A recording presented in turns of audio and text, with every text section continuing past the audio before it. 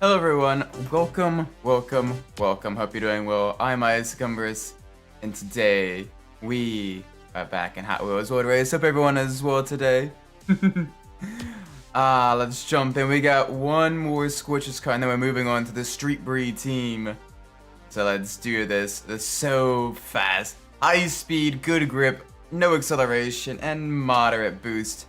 Solid vehicle, solid choice all around. Very kind of open wheel hot rod inspired. Absolutely awesome looking machine. I absolutely love it. It was really cool as well, the white and blue version. That was in Hot Wheels Velocity X.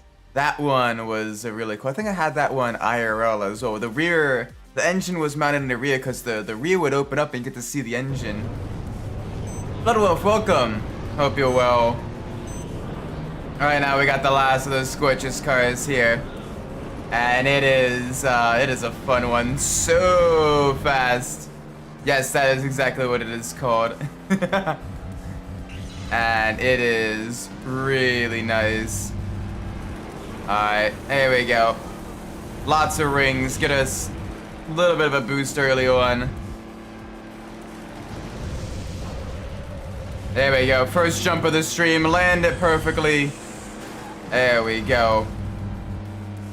Alright, let's roll. Alright, up in the third place. Got two cars ahead of us. Looks like a Dune Rats car, and I think, yeah, a Road Beast car. Got the MST Suzuka here. At least I think it is MST Suzuka. There's two tuner cars that are very similar for the Road Beast, and then power pistons.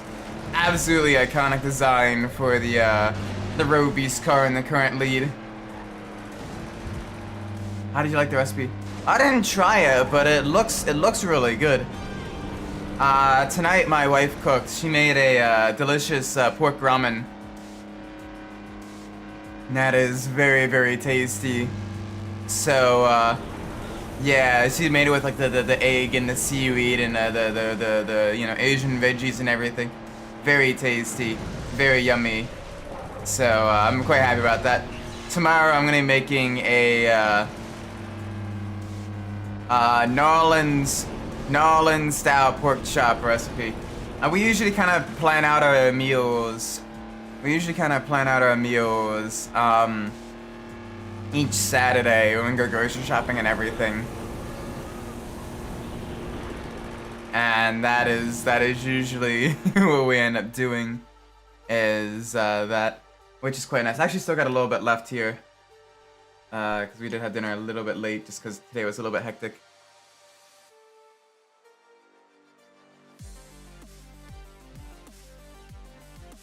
There we go. Alright, next one, Satellite City. This one doesn't have any jumps at all.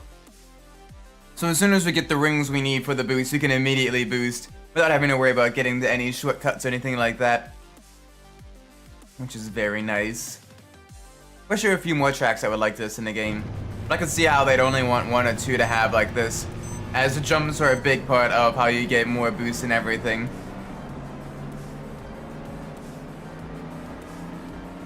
Alright, let's stay low. Let's get the rings here.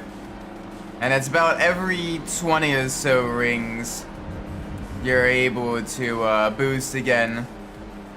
Something like that. Yep, 20 rings. So I'm gonna boost again because we pretty much can do that immediately. And when I cut left, I know we have the shortcut to the right. Both are about the same distance. I didn't quite time that right. That's fine. We'll be sure. We'll only be able to do 4 boosts instead of 5. So that is okay.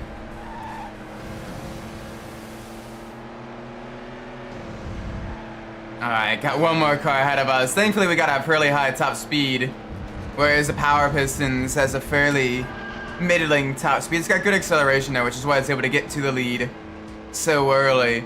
But the decent grip and the really good top speed of the so fast that we're driving is really gonna help us out quite a bit, especially in a lot of these earlier races. There we go. Past all the holograms. Oop, we got all the rings now. And we still got one more lap to go as we are flying through space. This car looks really good in this game. Like, they modeled this one really well.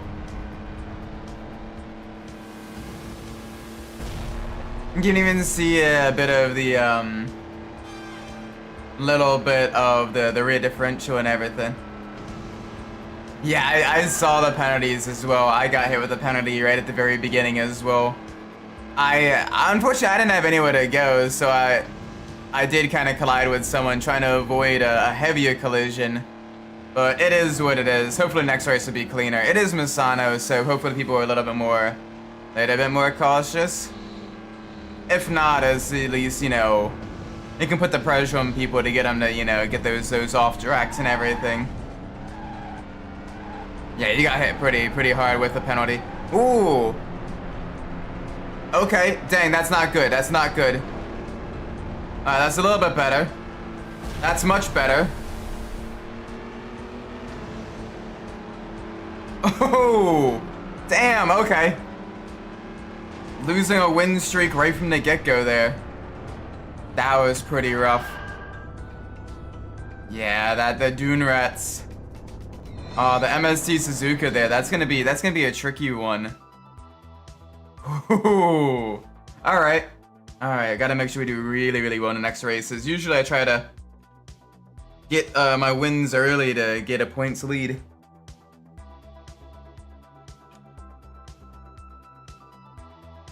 That's gonna be very difficult. Alright. Start from the pits then. Nah, you'll be alright. You'll be alright.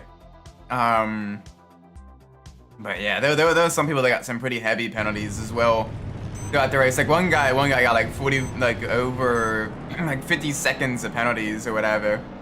Like it was pretty rough. Oh, thank you. Being an open wheeler makes doing the stunts a lot better. So we do need to watch out for the walls, as it's very easy for a vehicle to get stuck to them with this car. So we gotta be just a little bit cautious.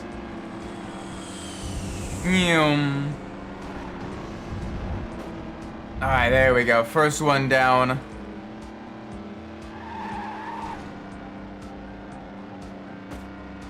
Yeah, we gotta really watch out for the walls here. It's gonna be real tricky in a tighter, twistier courses, but thankfully this car has got a really good grip. So that should help us out quite a bit. Kind of reminds me a little bit of the hot rod cars from Burnout Revenge and Burnout 3. Welcome forward GT90, hope you're well. Right now we're racing the final Squitches car. Oh, that's stale. I don't want to stale it. If you stale it, you're not able to get the to do the combo midair for the flames. And the flames are really useful as they really increase your vehicle's acceleration, grip, and top speed. There we go. Yeah, only one flames this race instead of the usual two, but that's all right.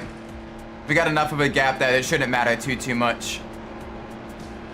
Currently going through the hardest of the championships in every single vehicle. Bonk. There we go. Good landing. Good landing.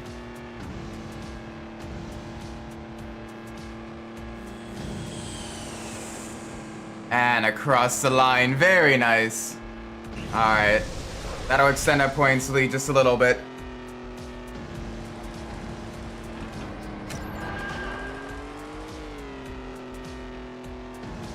Very nice. Oh, it's a close fight for second place though. The Power Pistons of the Robies and the MST Suzuka, the Dune Rats, are tied for second place with 30 points each. Hopefully they're able to keep up that battle throughout the entire series. No Diddy parties.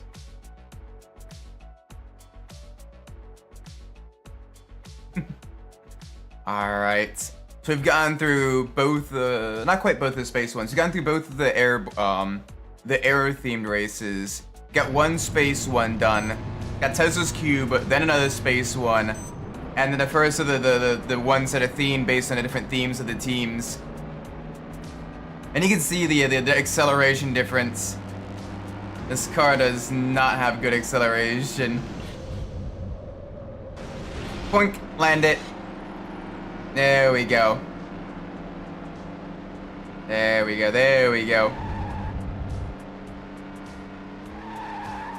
Cut to the right.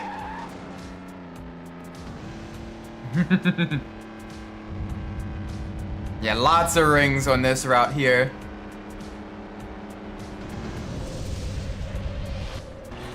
Ooh, not the best landing, but we made it work. There we go, steadily get up there. Ooh, a little bit of blocking. Little bit of defensive driving there, a little aggressive on the defense. Gotta be real careful with the power pistons. Bonk, land it. There we go. Get the flames. And you can see just how much better our acceleration, how much better our top speed are. Very, very nice. There we go, good landing. You want to make sure you land the jumps just as well as you do the jumps, as those will... Whoa! Ah, gosh. The open wheel nature of this car is going to really do me trouble, I think. As it really likes to stick to the walls if you graze them. So I gotta make sure we stay off of the walls for sure. Especially because of the lack of the top speed. The lack of the acceleration is gonna be really difficult to, for recoveries. Whereas the quarter-mile coupe, it's a lot better in that regards. 1, 2. There we go. So Monza's gonna be clean. You and me both, buddy. I'm doing Monza, I think 2 times this season. Once for V-Track and then once for the old guard. So it may end up being back-to-back Monza. Now that I think about it. Or if not, it's gonna be pretty close. It's gonna be pretty close for sure. So that's gonna be fun. Adachi, welcome. Good luck. Thank you for the good luck wishes. I appreciate that. Hope you're doing well today, man. Right now, I am working my way through the final car, the Squitchers.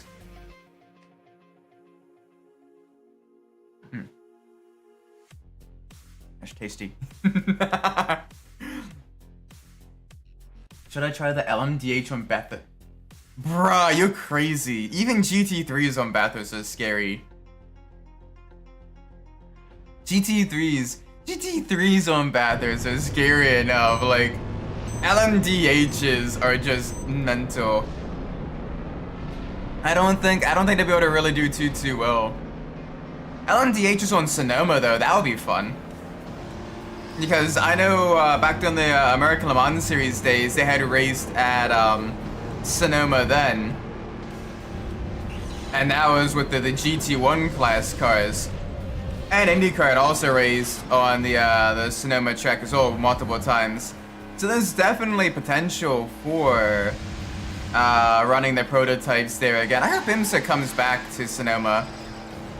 Like, honestly, like, the ALMS years, I know they're long gone, but, like, the Sonoma races were always really, really cool.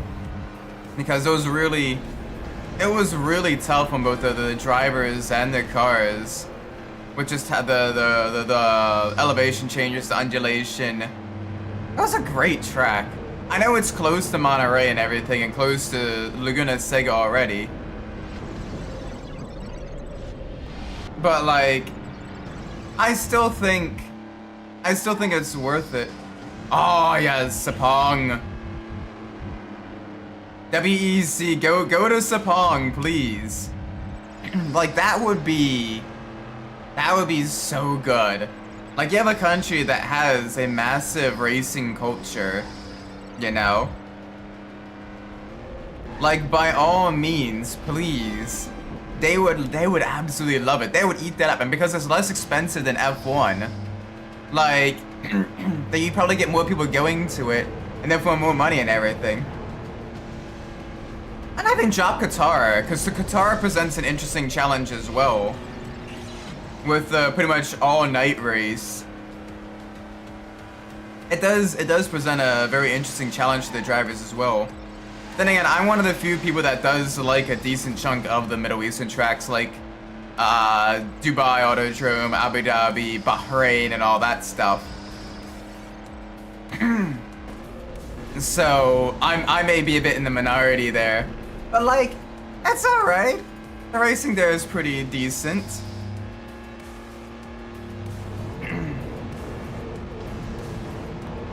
But like adding like another race, so they do add another race to the season. Like Sepang would be a really good track to do it on. Yeah, Dubai is so good, especially like TCR type cars. Like TCR's GT4s, Dubai just feels really, really nice. And GT3s, it gets a little bit crowded at times. But the GT4s and TCRs are like, so good. Yeah, like the GT3's hot lapping it feel pretty good as well. But though during the racing itself, it does get a little bit claustrophobic at times. Otherwise, it's not bad. Like we were able to race on most like the British tracks, like Oulton Park and Snetterton and all that stuff. Speaking of which, I'm actually quite excited for Snetterton TGT. I want to make sure I do that one for sure. Because one, I did vote for it, and two, like I do have a soft spot for the British tracks as well. There's no pretentiousness with those tracks, you know. Like they know it's, you know, it is a ribbon of tarmac that people can watch from pretty much anywhere. And it makes no, you know, like there's no massive facilities or grandiose architecture or any of that other rubbish. Like it's you know, it's a lot more old school. And it might be just because I grew up around tracks like, you know, Summit Point and going to places like, you know, Mid-Ohio and all that stuff. That like, maybe I'm a bit biased to those kind of more simplistic in terms of like, you know, surrounding amenities tracks. But like, I like that, you know? That's not like, yes, motorsport. It's hell yeah, we love cars, come join us. Like it's almost inviting in a way with how like charming the facilities and everything are. Like it's just really cool. Especially because then when you do race, you know, high-end modern performance machinery in there, they look like absolute spaceships in the old wooden garages and paddocks and all that stuff. And that's just so cool. Like you expect to see some like, you know, 1960s garagista, you know, little V12 powered F1 car. And instead it's, you know, you see modern, you know, electronic GT3s, GT4s, touring cars and all that stuff with all the carbon fiber components and buzzing with electricity and modern engine management systems and everything. And it's just really cool.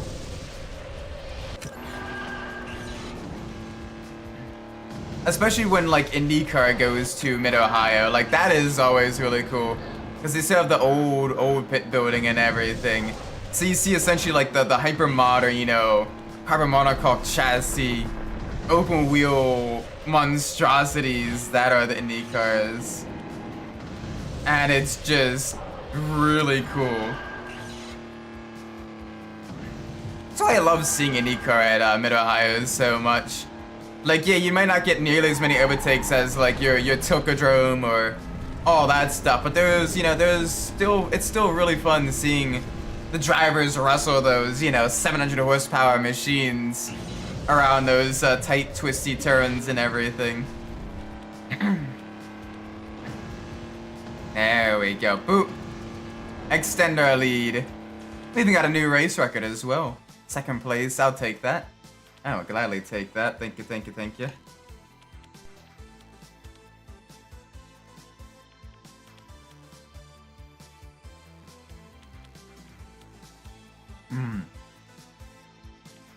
Alright, the first of the forest tracks.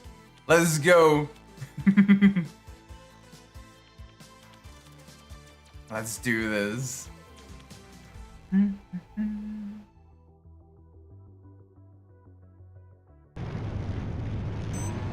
Alright. Who's gonna win Daytona? Acura, BMW, Cadillac, Lambo, Porsche. Oh, that's a tough one. It ultimately depends, I think, on the weather.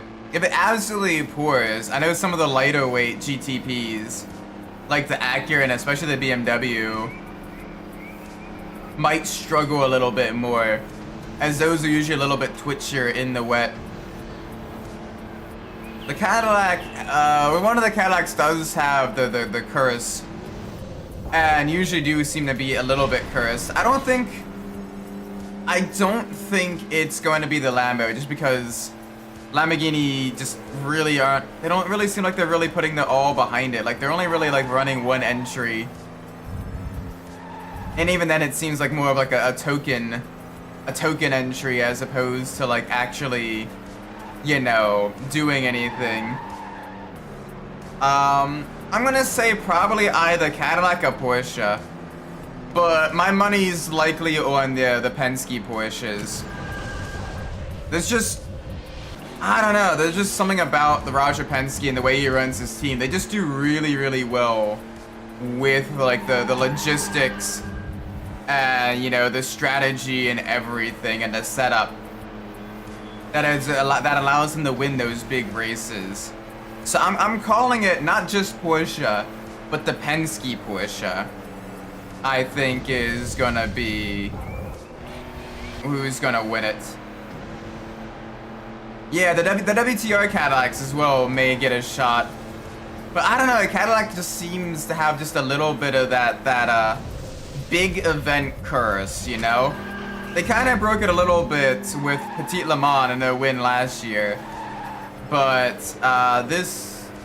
it could still continue. Monster truck. I mean, this is kind of like an off-road buggy a little bit. But now we're in the so fast, based off of some of the hot rod styles of the time, the open wheel hot rod styles. Actually, surprised I don't see winning if Cadillac wins. It's on the Wayne Taylor. Yeah, if it's not the Wayne Taylor, the Welland Engineering is also a solid bet. They're a pretty good bet too. Now that I think about it. But yeah, it's gonna be a tough. It's gonna be a tough call, but I think it's gonna be the Penske Porsches.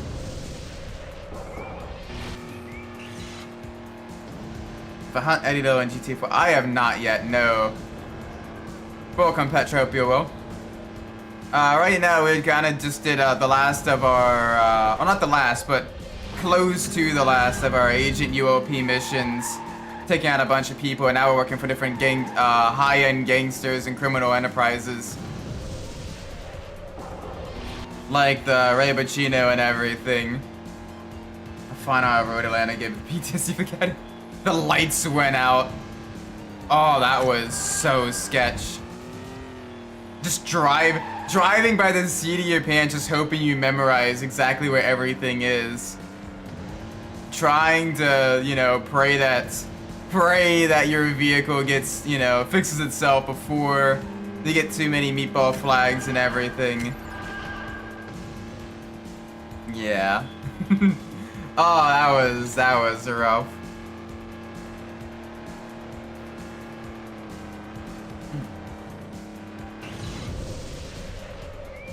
I was internally screaming. I was externally screaming. I think I woke up my wife during that. Oh, that was so much fun to watch, though. I love Petit Le Mans. What's my favorite story to see GT4? Probably the Ballad of Gay Tony. I like a lot of the other side activities you can do in that one. Plus, I like the fact that that one's story is a little bit more independent of the other stories. Lost in a Dam basically seems like so many characters get written out because they were just, you know, killed by Nico or killed on a mission with Nico, whatever. Whereas, like, the Battle of Gatoni takes place a little bit after the story of GTA 4, or at least from middle of GTA 4 to after GTA 4 ends. And it's a lot better in that regards because you can have a lot more of their, you know, characters that are part of its own story and everything.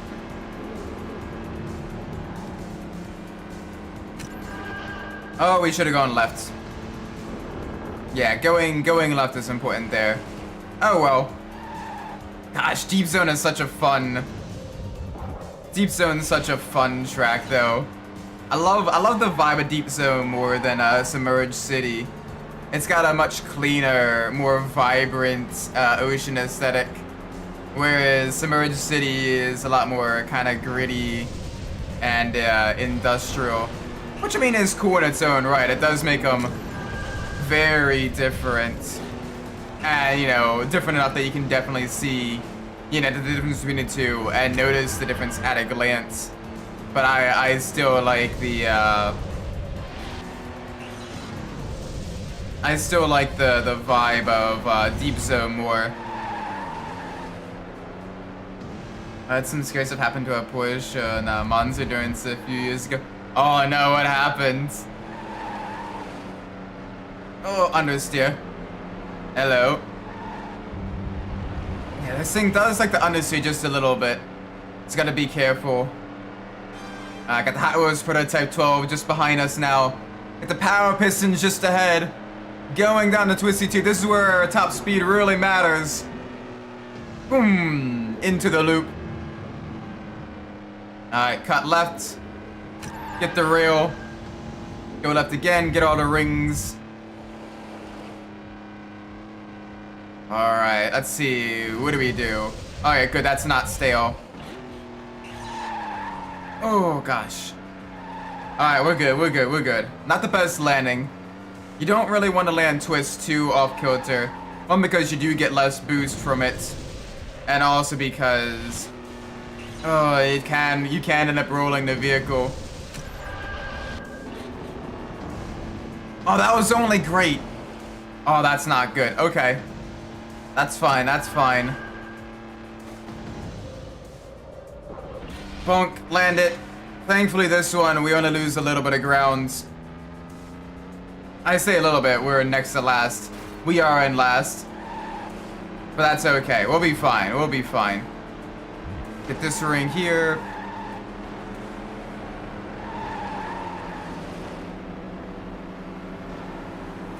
Oh, go to the right. Get that last ring. They were fighting for P1, or we were fighting for P8. I managed to win the race, like 0.3 liters of fuel. Jeez.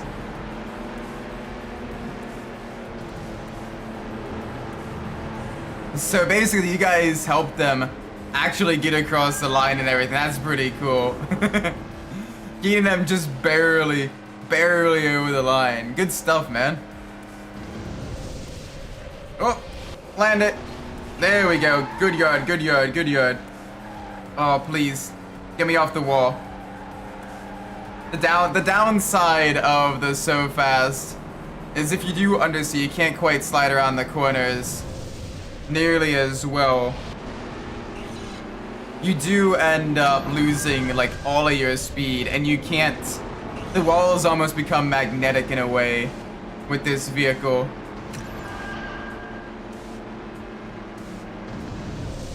Oh, that's stale. That's not good. Okay. That's fine, we're back where we were. Boom. Come on, Isaac. See if we can't get a podium position. Or we'll get stuck on our own teammate.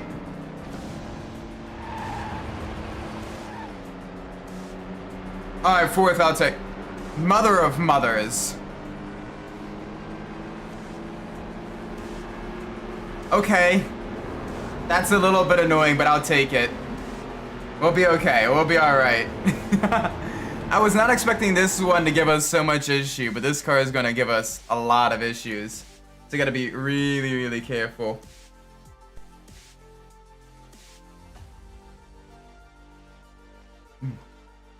This thing's harder than the passive demo. Nice. So dang, it was a really close battle for the lead then right at the end there. GG to both those drivers. For keeping such a close race, that's awesome. Alright, let's roll in the Egyptian dunes.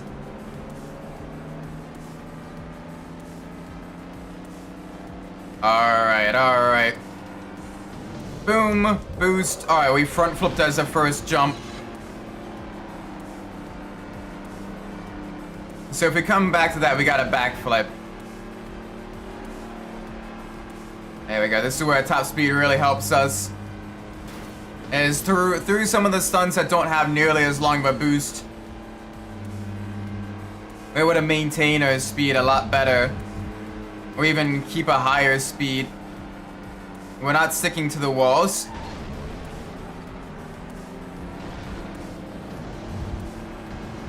This car is gonna give us trouble. This car is gonna give us trouble. Because it's one of those things where as soon as we touch the wall, like it just sticks. Or even other drivers, it'll just stick to them. So you gotta be really, really careful. I was not ready for that with this car.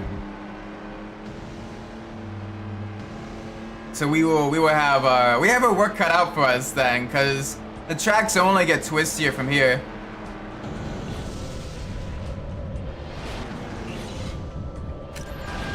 Oh gosh. Okay. I'll take it. Come on, we need to start getting some good finishes. Some first place finishes especially.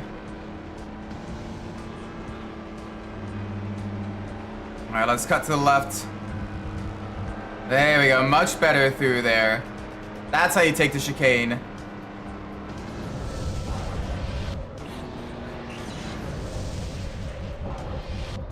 Bonk. Okay, I'll take it. We at least get the flames. And everyone else is literally right here as well. So the pack is at least close together. Come on, up in the second. Cut to the right. There we go, up into the lead.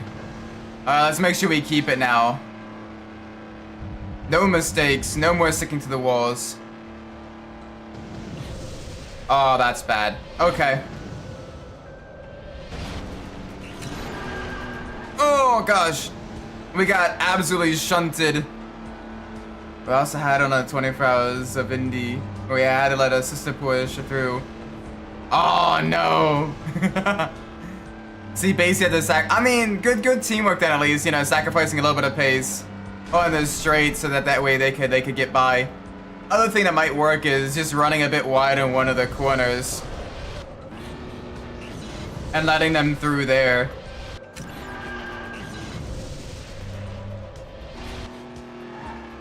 Oh my word, okay.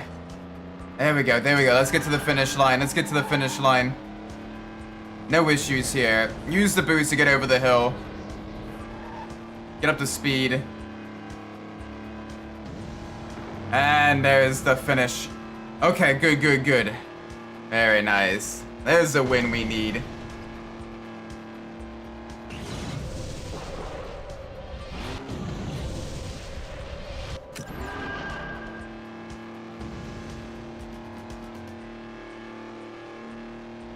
There we go. Much better on the points. Got about a 24 point advantage. I will gladly take that. Thank you.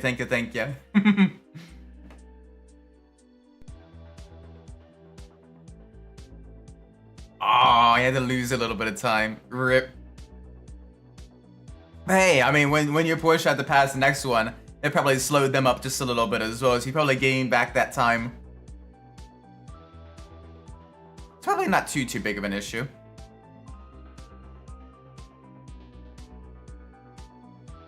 Alright, the first of the ice races. Let's go. I do love the ice tracks as well. I don't do too well on them usually. But I do love the hyper-futuristic aesthetic though. The almost kind of like industrial, you know, human terraforming, building a colony in the Arctic type of vibe. It's really, really cool.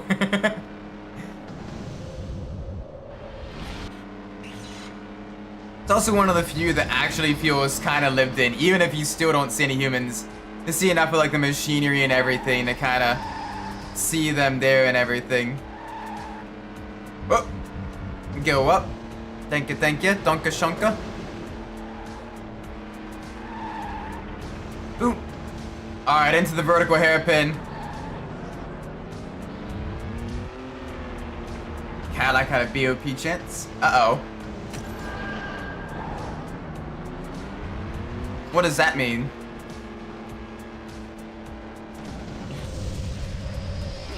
Ooh, good landing, Isaac. Give it a twist now. Oh, it gets more power. Downside is that's gonna mean more fuel usage as well. Unless they're on a lower fuel map to compensate. But that's gonna make things interesting for sure. Because that's gonna change the fuel calculations as well with the team. With the teams that run the Cadillac, so that'd be interesting to see how the Cadillac does with the more power. It's weird that the Cadillac gets more power when it's probably one of the more powerful ones with its very torquey, powerful V8 motor, but I won't complain. The Acura sounds really good. The BMWs as well were really, really nice. When they went past during the virtual iRacing Daytona 24, the Bimmers and the Ferraris sounded really, really good. It was funny seeing the Ferraris on the high banks of Daytona. Because they don't compete in IMSA because they're an LMH instead of an LMDH car. So they only compete in the WEC. But a lot of the iRacing special events are only the only like the IMSA style events. So it makes things interesting. So hey, my friend finally talked back to me. Hey, nice. Glad you're able to get into contact with your friend, man. That's good stuff. Hopefully they're doing all right, especially with all the craziness going on and everything. Hopefully they're all good.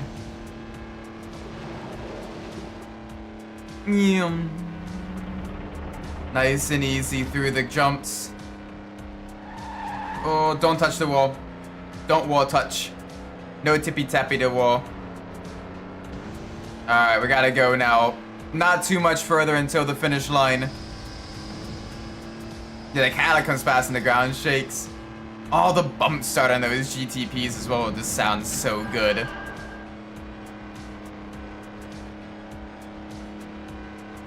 There we go, across the line. Very nice, very good.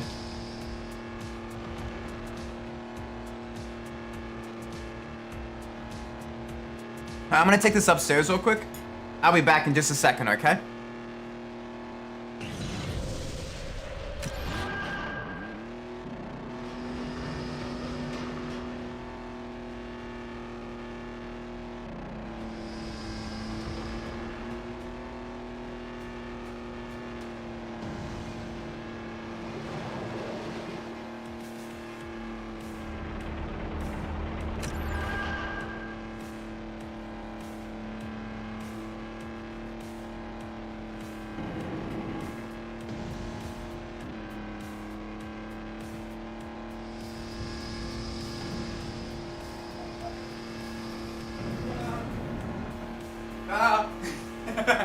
I am back. Thank you for your patience.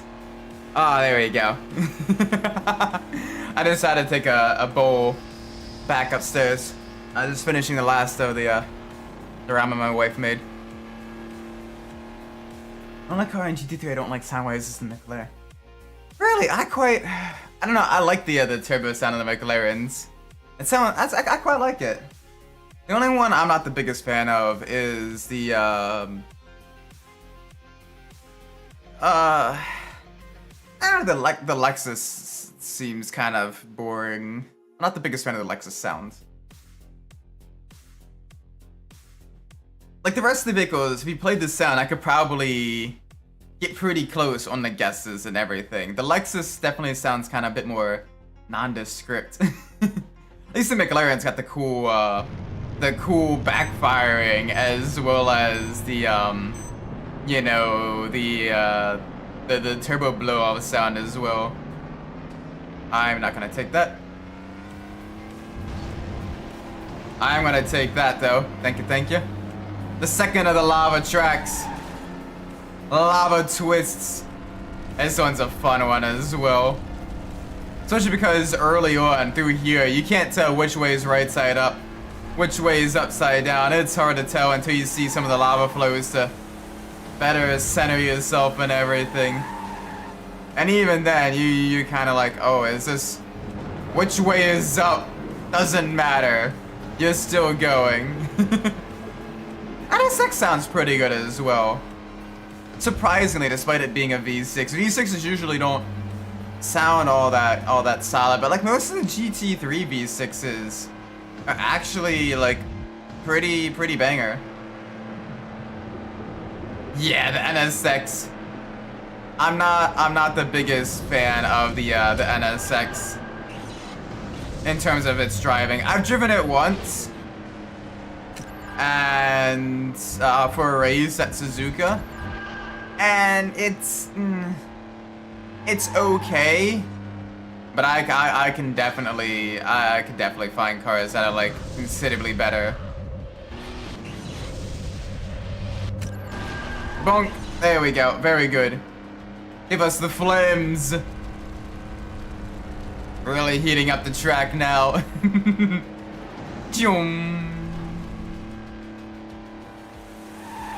Oh, backflip. I tried to, oh no. I'm not a big fan of the Porsche either. Like the NSX, the Porsche, and the Audi are like the trio of like the GT3s that I don't really like. Like the rest of the GT3s, I can at least make do or find tracks I'm at least alright on with them. But those three, I struggle massively. Yeah, the Lambo's a lot better than the Audi. The Audi, it just, I don't know, it's weird. They're built on the same chassis, but the Audi just seems like an absolutely mental case. Whereas the Lambo is a little bit more refined, a little bit more predictable in how it tries to kill you. But the Audi, you hit a curve, you look at a curve even slightly wrong, or you lift off at like just the wrong time to get a little bit of extra rotation, and it's like, nope, I'm spinning now, and it's miserable. It is genuinely miserable to drive. That being said though, some of my favorite GT3s, I love the Merc, and I like driving the Aston, as well as the Ferrari 296. Those are kind of like my top three in terms of like favorites to drive. Those ones just feel really good to drive.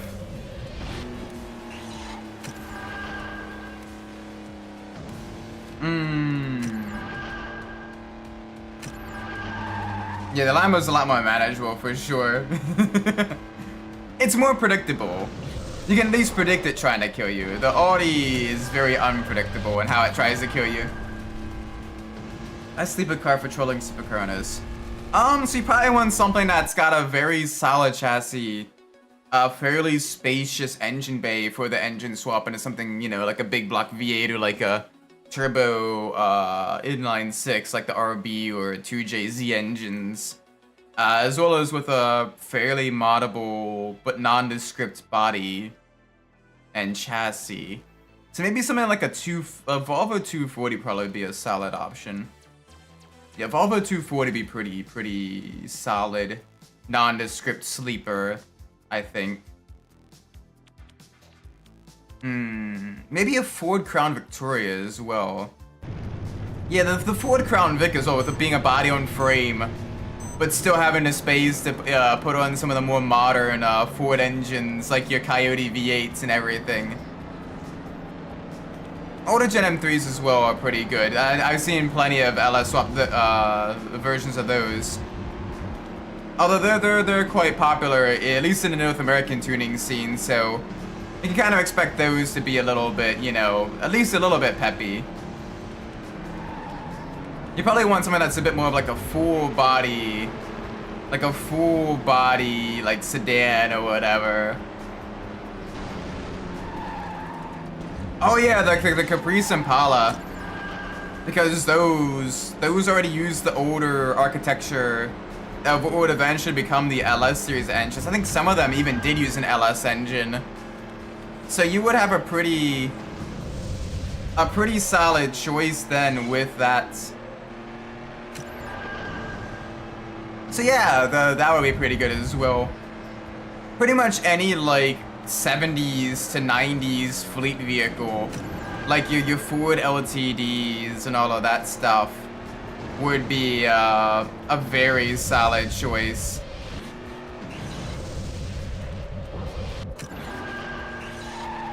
Like pretty much all of those would be pretty good. Your old Monte Carlos as well, like that type of stuff. Yeah.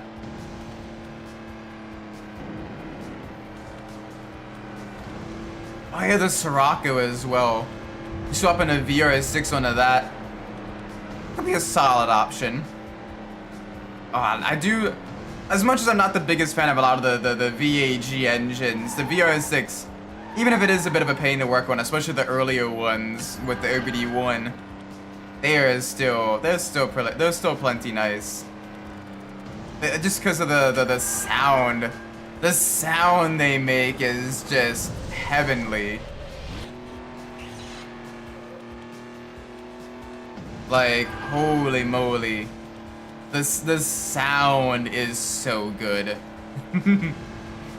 I quite like them. What could be an interesting one? If you have the funds and a lot of the harnesses for a K-series swap, maybe. Nah, RX-7's too well known.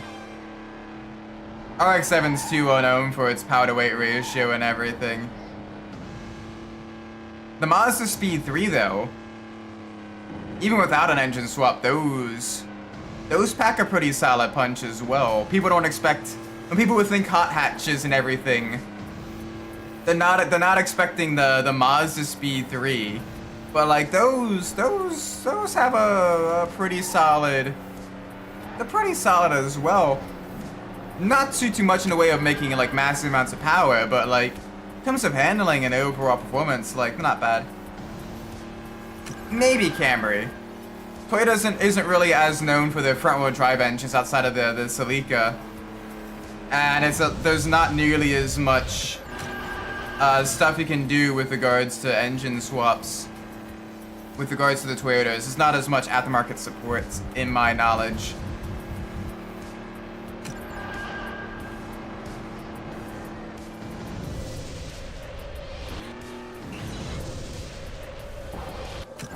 Plus, way too many Camrys came in the automatic, which does limit a little bit your choices for getting a solid manual version. Jeep Wrangler would be interesting. The Dodge Magnum, even the non-SRT versions would be pretty good, because they're built on the same frame that the Charger's built on, and people have already Hellcat swapped some of the older Chargers, so you may be able to Hellcat swap one of the Magnums. Oh, that would be cool. That would be a cool project. The Hellcat swapped Dodge Magnum, 700 horsepower station wagon. Jimny, maybe. You don't got a lot of space in those. And I'm not too knowledgeable of what could be compatible with being added into that, but maybe. We never got the Jimny in the States, or at least not the newer gen Jimny anyway. So I'm not nearly as knowledgeable about that.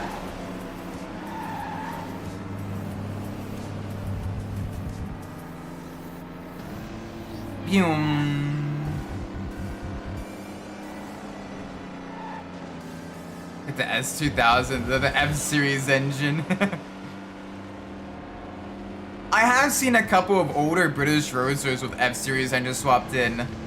Both an Austin Healey Sprite and an MGB. Both of them were absolutely ridiculous in terms of their speed.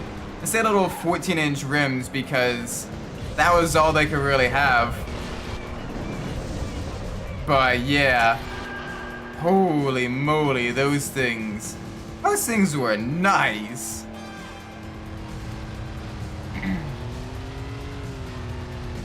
Oh, we want to go right. This YouTuber has S2000 with a small block. Yeah, it doesn't surprise me. Some of those Chevy small blocks, they don't take up a whole lot of space. Although, to be fair, the F-Series engine itself is also a really good engine as well. If you want to keep that inline for, you know, peaky power and everything. They do respond reasonably well to force induction. And already make a really solid amount of horsepower per liter. So it's one of those ones where, yeah, you probably could, you know, swap it and everything, but yeah, the base engine also is pretty good choice too. Oh, there we go. Nice. Final lap. We're missing one ring, and I have no idea where it is. Hopefully we find it.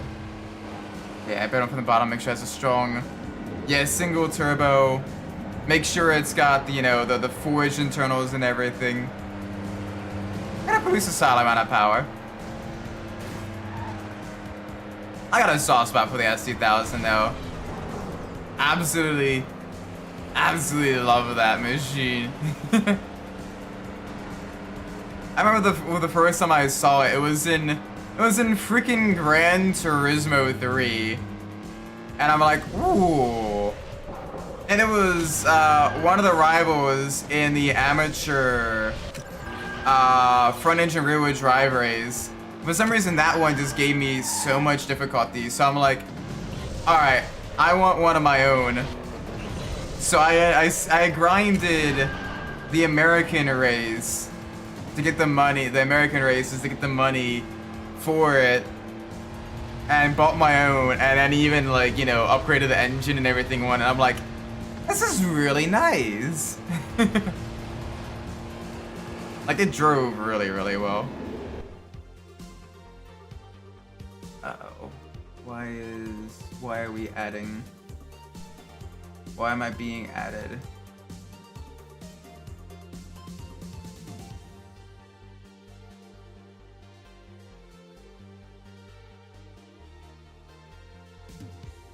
Oh well.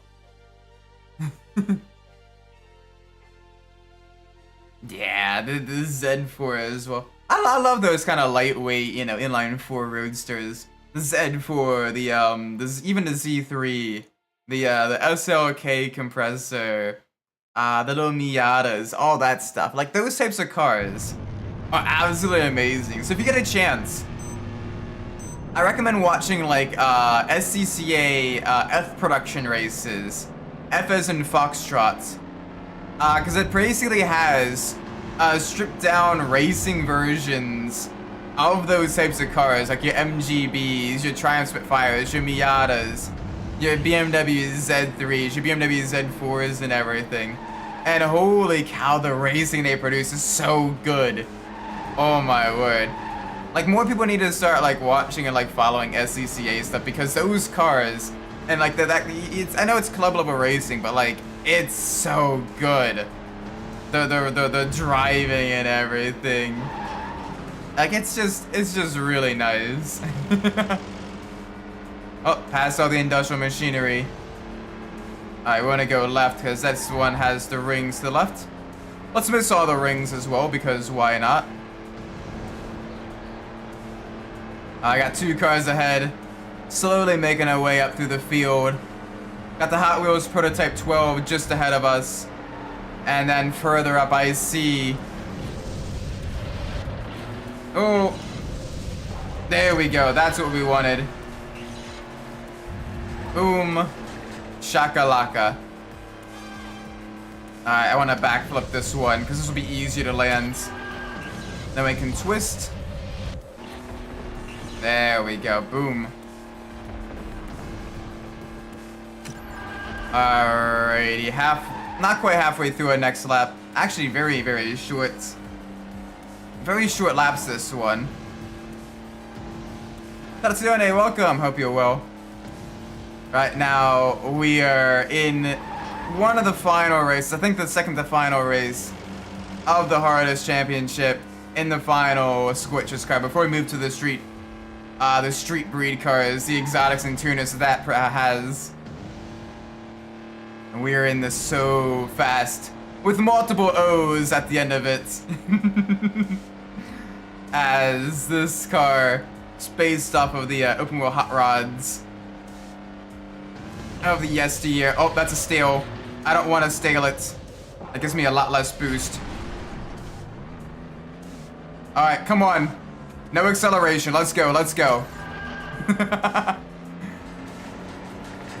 Oh, they're gonna be right behind us, aren't they? They're gonna be behind us. Alright, we're not gonna make the shortcut. But that's fine, they're still gonna get the wheel. Got a soft spot. Yeah, the Group 5 car is. The Porsche, especially from there, with the low headlights, the 935. Really nice. It's got the best race in 2025. Ah, nice! Congrats on a good race, then. Alright, I hope that opened it up. Yes, it did! Boink! Land the shortcut.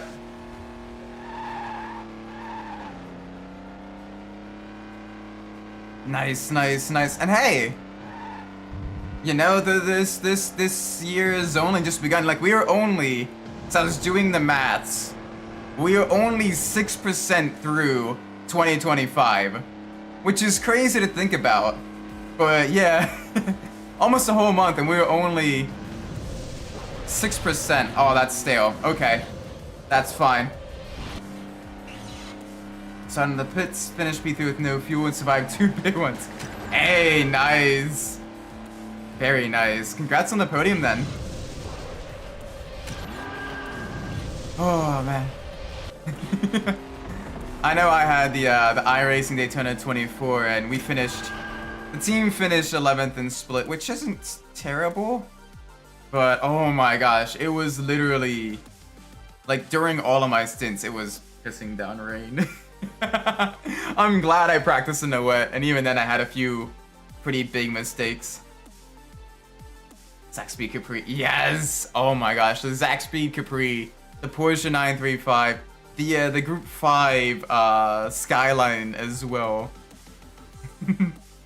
Welcome, Elshu! We're just about to enter the final race of the championship for this vehicle. And we're kind of talking about a little bit about some of the iRacing races we did. Tatsiane just got a P3 in her race. I think it's for what, is it Daytona 500? Is it one of the Daytona races? I haven't been keeping track of iRacing after Daytona 24. I'm kind of a little bit burnt out on that. I'm mainly sticking to ACC for a while, I think. Oh yes, the C3 Corvette as well.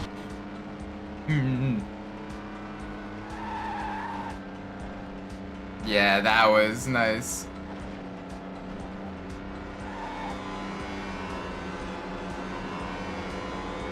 Alright, let's get up there with the rest of the field. We got 3 cars ahead of us. Gotta minimize contact with the wall, minimize contact with other drivers. The open world nature of this vehicle does make contact not pleasant.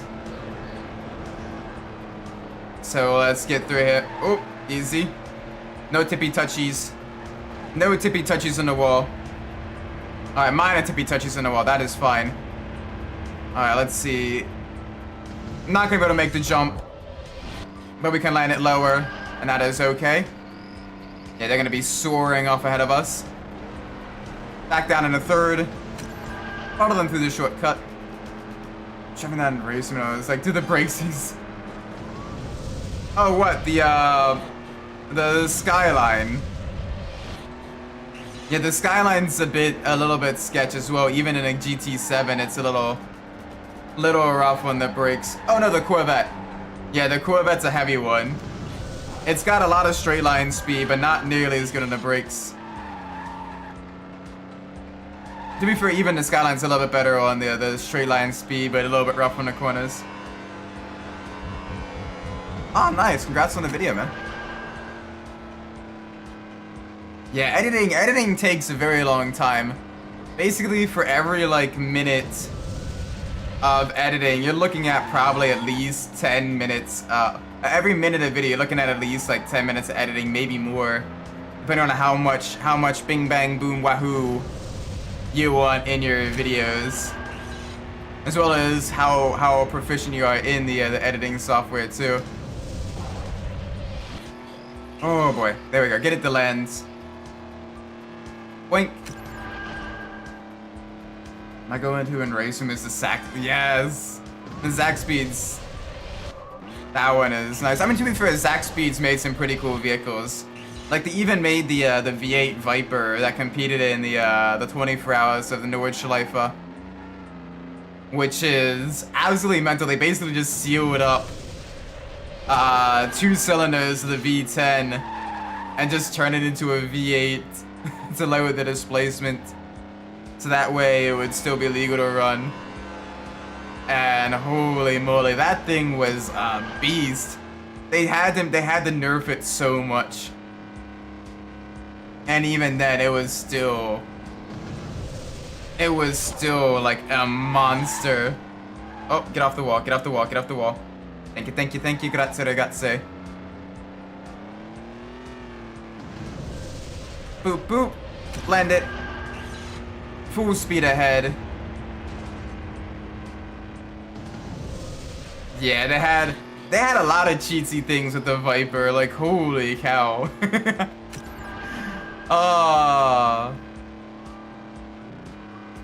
Like they absolutely just destroyed the rule book.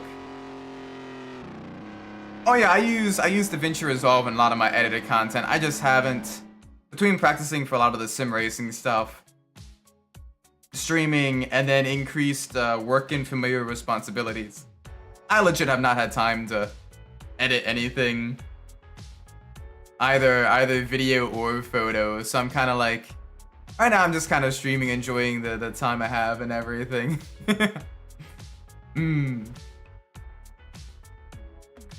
It's like your refuel is yeah, just switch the fuel cell. It's alright. Alright, let's go back to the hardest league. And now the street breeds. So a lot of exotics and tuners. Got the slingshot here, high grip, high acceleration. It's gonna be a corner monster, but it's not gonna be that great on the straights. We're gonna be struggling a little bit on some of the highest speed tracks, especially early on. So it'll be really, really interesting to see what we can do with this. I do absolutely love the design of the street breed cars, though. The purple and green, you know, the super industrial technological look to them and everything. Like, they look really, really cool. It also helps that when I was younger, I had, granted, they weren't all, very few of them were in the street breed livery, but I had a lot of the cars that were, like, you know, for the street breed cars and everything. Like the Slingshot, like the Road Rocket, like the 24/7 and all that stuff. The Pontiac Rages. Like, all of that was just really, really cool. Oh, we got another street breed car ahead of us. And you can see as well, this thing does struggle in the straights. Maxing out around only 170 miles an hour. Oh, not that quick. But we're slowly getting up there. It looks like the pony up. Yeah, it's the pony up. I believe that car replaces the Pontiac Regis as the non-licensed car, well, non-IRL licensed car. As quite a few of the cars in this game versus in the movie were replaced. Mostly the ones based off of the real life cars. Kind of. IMSA still existed, but it was mainly known as the American Le Mans series. But there was a split as well, because you had the Grand American Road Racing Association. So essentially kind of had a almost split. And it was basically because at the time the LMP1 cars were deemed to be way too fast to safely run at Daytona.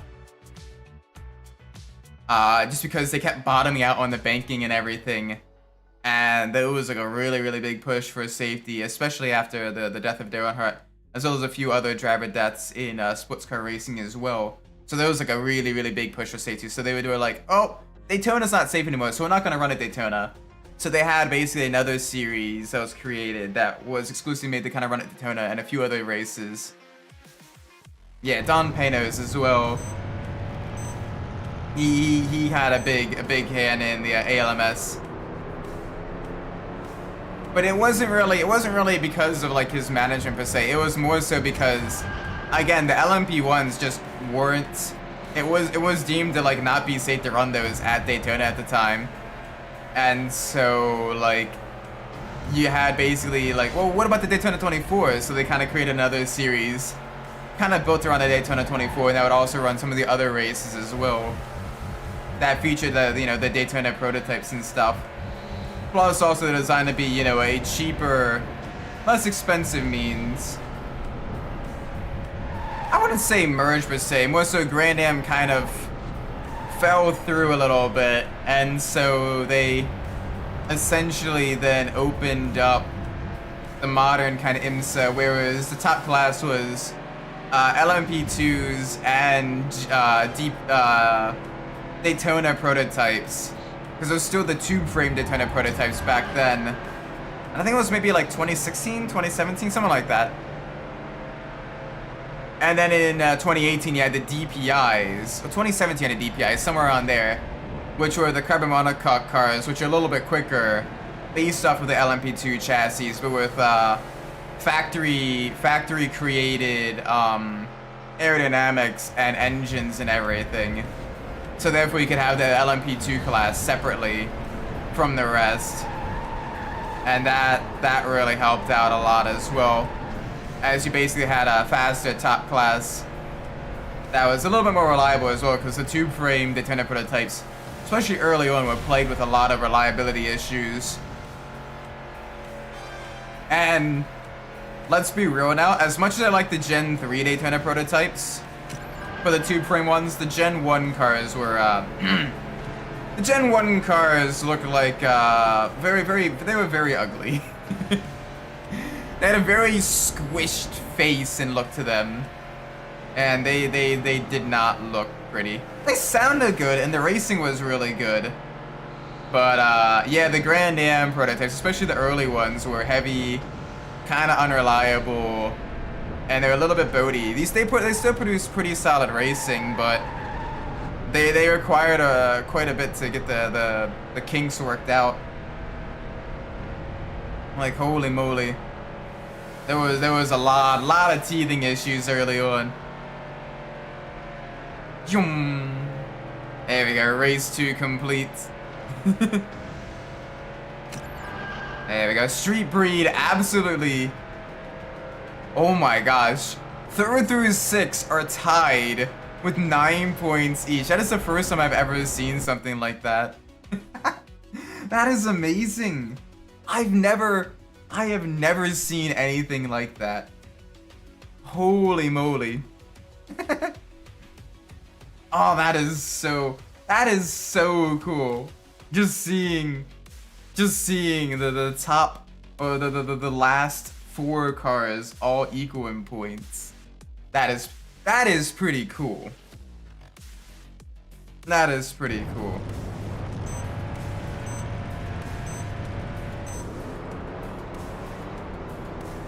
Alright, let's go. Oh, right, I gotta remember, it's different button presses for the street breed cars versus the squitchers versus the wave rippers. That's fine. And boop. Maintain a little bit more speed. I'm gonna take the long way around to get a little bit more of the rings. The rings of the power. Ow. Bro just absolutely sideswiped us. Yeah, the Crawford, the Coyote de Lara. Oh, okay. There we go, make it land. Yeah, you had a bunch of the different chassis. And they were okay, but it wasn't a good time for racing per se. I liked watching more of the American Le Mans series as opposed to the Grand Am.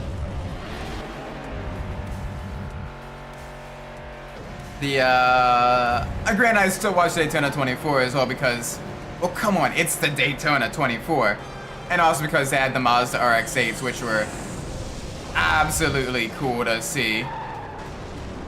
Ow. Oh, that's not good.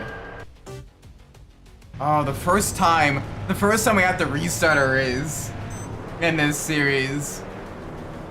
That did not go well.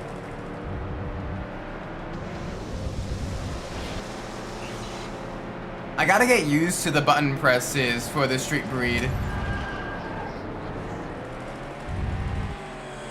Yeah, like they made a solid amount of power, but just the heavy nature and the unreliability of the engines made him a little bit of a dog. Because they were tube frame, which was designed to, you know, save costs, but it did make him a bit heavier.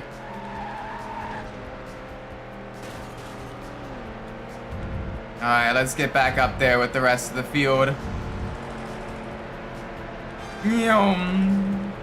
Up in the third, there we go. Land on top. Little bit of brotherly love there. Land on top of Marky Wild. Alright, let's get up there with the pony up. We should be okay, I think.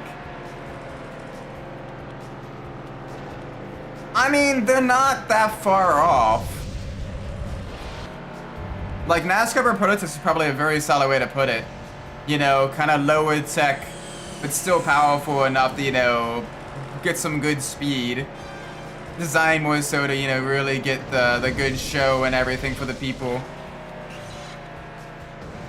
Look, that's not entirely wrong, actually. That's pretty succinct way of explaining it. But yeah, oh my gosh. Like, I remember the first Daytona 24 with those things. There was so many retirements, especially during the night. Like, oh my word. It was rough. I remember getting up in the morning and taking a look at the TV again and seeing like, oh wow, the field is like half of what it was for the prototypes. Like, holy moly.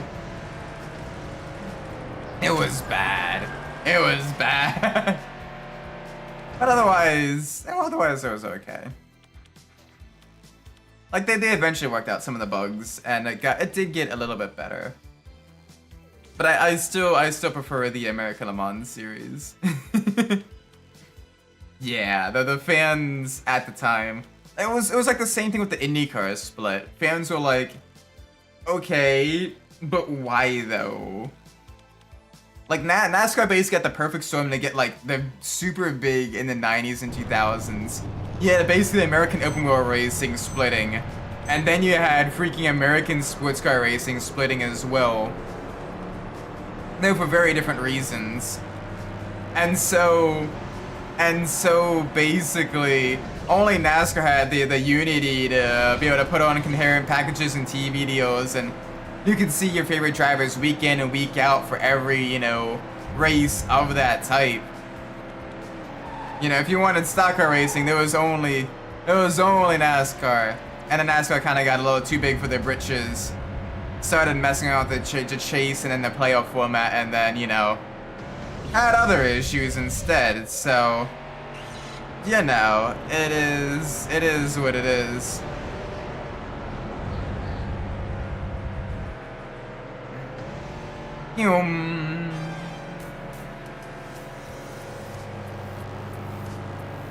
Alright, get up there with the pony up. Boom. Land it. There we go. Love the flames on the the slingshot. Having a side exhaust. Almost somewhat forward facing exhaust. You see the flames basically almost pointing in front of the vehicle. Like, that is awesome. I know. I wish DTM had done a like Australian supercars type of race. Maybe even collaborated as well, so the Australian supercars could run like a round or two, you know, around like Norris Ring or like Nürburgring or whatever. And then the DTM cars can maybe run like, you know, at like the Bathurst or Adelaide or something ridiculous like that. Granted, like of the pure GT3 series, like you get an insane talent pool though of the drivers that are racing in the modern day DTM though. So the racing is still like top notch.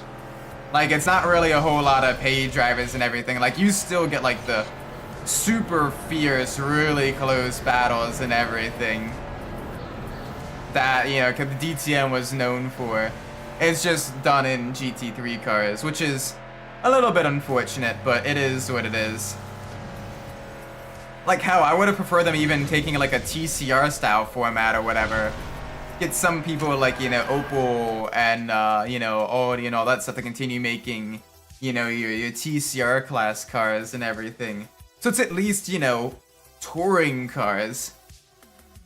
Oh, you can even get a BMW / Mini TCR as well that way if you need be. Just something, you know? Yeah, like you have so many like top name drivers that like there's still racing in it. So like, you know the racing's gonna be good. You get the big name, big brand sponsorships as well. So like, it's one of the more prestigious GT3 series out there as well.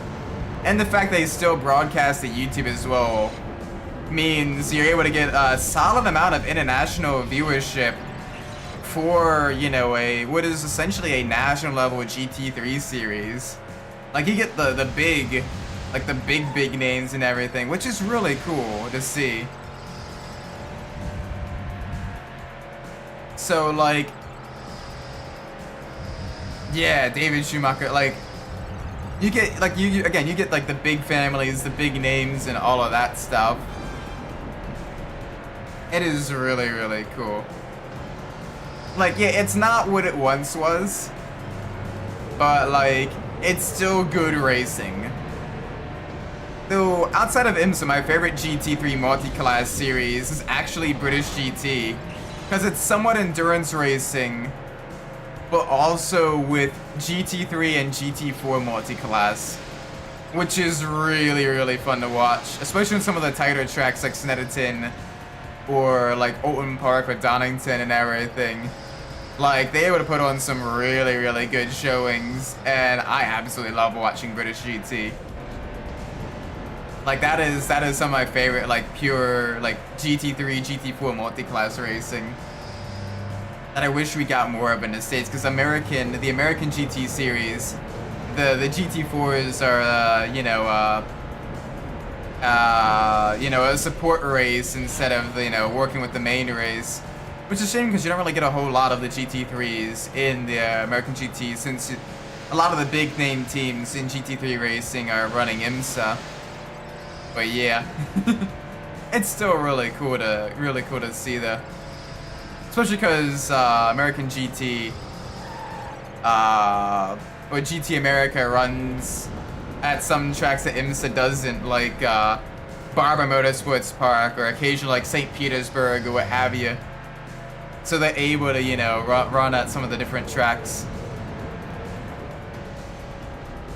So if you're sad that IMSA doesn't race on some of those tracks, there's a high chance that GT America does instead, like Sonoma or that type of stuff. So you get some good battles there too.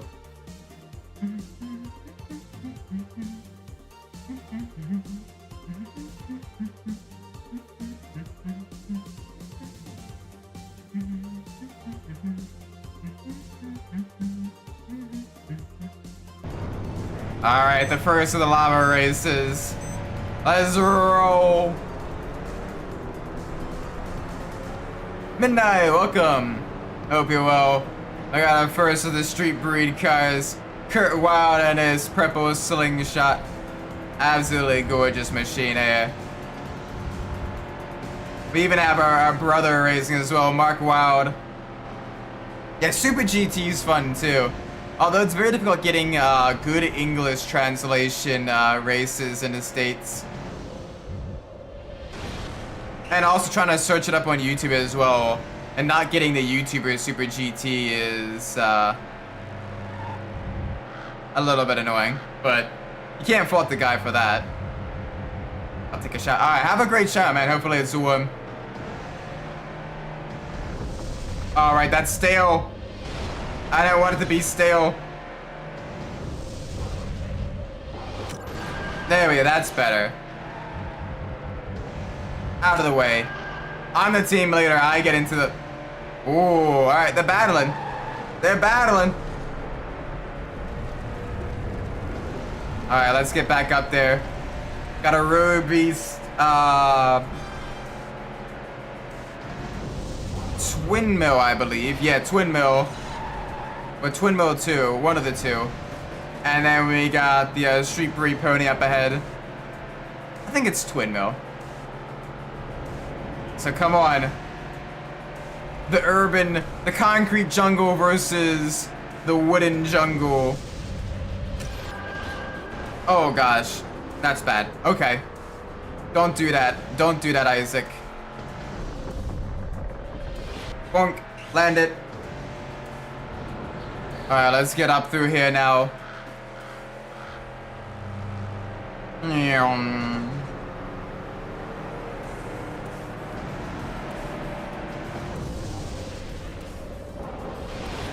Holy moly.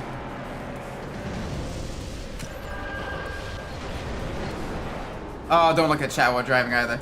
I'm gonna make a sandwich with the bread is still... Oh. Do you put in like a bread box, or what do you do? My bread lasts for quite a while. Granted, I keep it in its original bag, and I keep it in the fridge as well.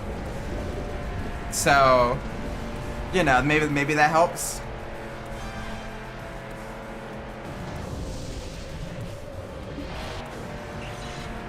There we go. Get back up there with the group. We need to do better. We need to stop landing wrong on our jumps. Come on. There we go. Up into fourth. Third is just ahead. Second and first even further ahead. Come on. Land it properly this time.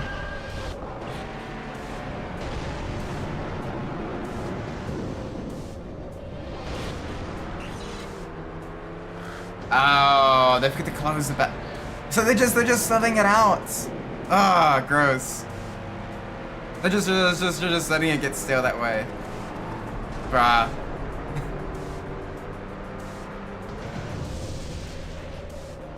Alright, we need to really push now. We're doing pretty terribly.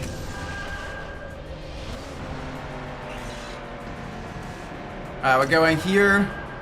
Up into third. Come on, let's see if we can't get a second place finish. There we go, second. Oh, they got a faster top speed than us, though. So my go-to sandwich is usually salami with pepper jack cheese, diced onions, and lettuce, or an Italian bread. I don't usually like putting tomato on if I'm packing for work because then it makes it a little bit soggy. But if I'm making it at home, I usually slice up like a tomato as well for it. And that tastes pretty good. I like that. That's usually my go-to sandwich. I like my my hard meats. Like your salami, your pepperoni, and all that stuff. Tastes pretty good. Your gabagool.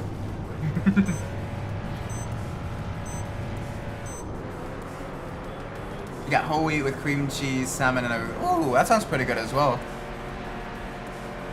I'm not the biggest fan of the cream cheese, but everything else sounds pretty nice.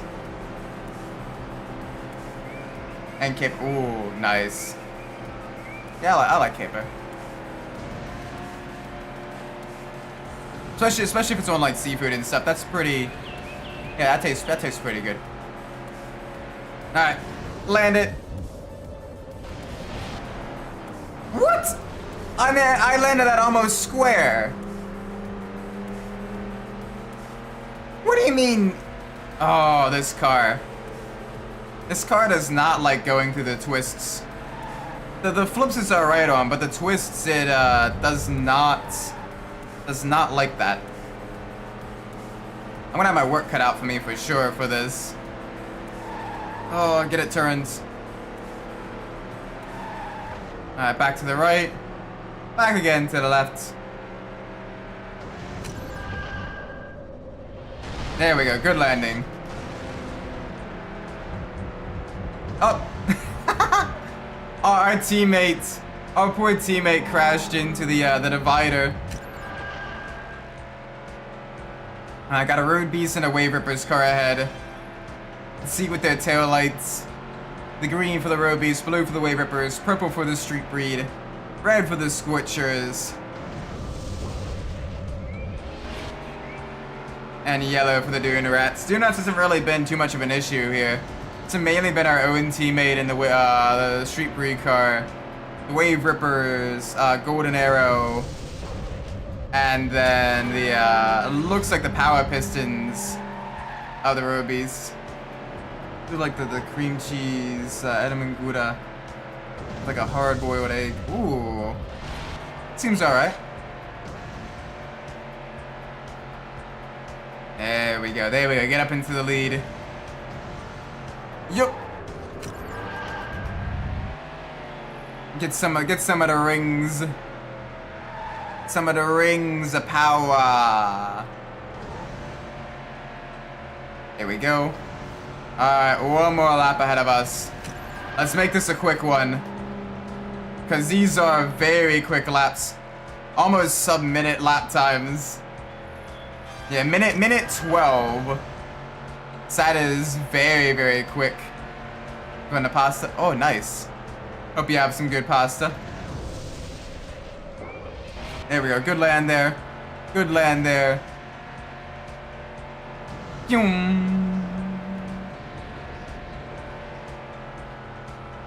Alright, I gotta have a twist here.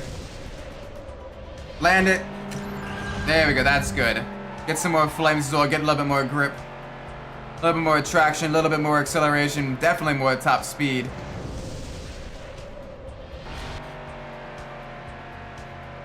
What's the freezer? But yeah, either freeze it or like refrigerated or something.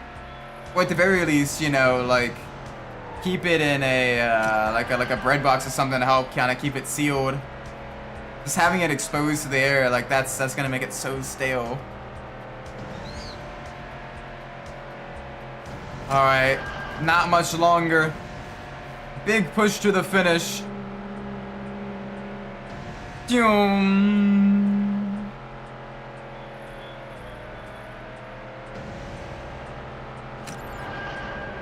Yeah, salmon Salmon's not super expensive where I live, but it's definitely a little bit on the pricier side.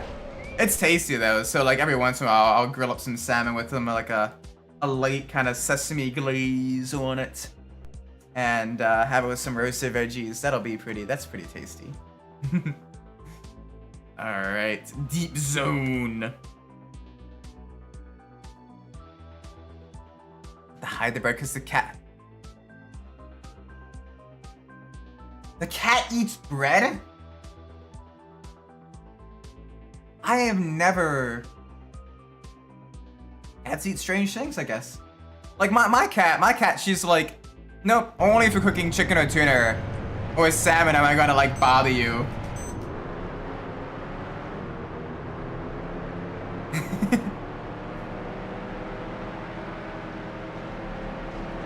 Here for me, bread usually lasts about a week, but that's because I usually make a sandwich daily. So it lasts a little bit longer than a week for me. About like a week and a half, thereabouts. There we go. Alright, up in the third. Bonk, land it. Tears open, it eats it. A crazy cat. Is your cat orange by any chance? Do you have one of the parts of it? Oh, that's Kitty. That's not good for you. Me, my mom, my brother. I mean, yeah, all single loaf. Yeah, that probably won't last too long.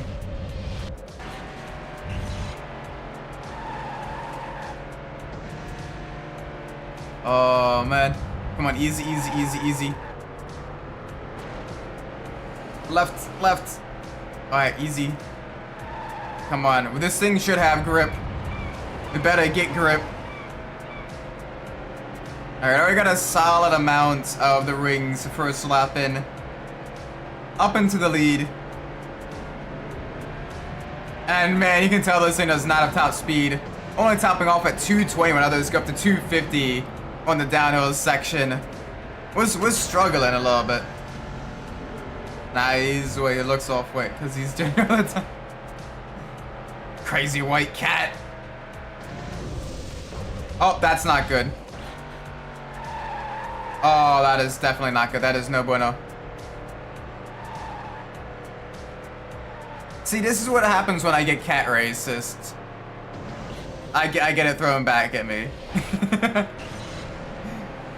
We were in high school. We went through 5 to 7 loaves per week. Holy moly! How many sandwiches? That is a lot of sandwiches.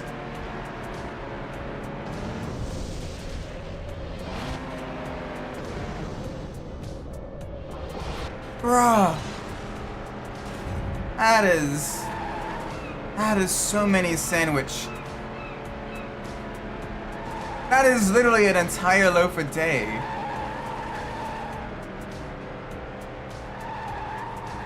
Having new country. Oh, you heard of it, but chop sandwich. It's Korean BLT and potato egg. Ooh, nice.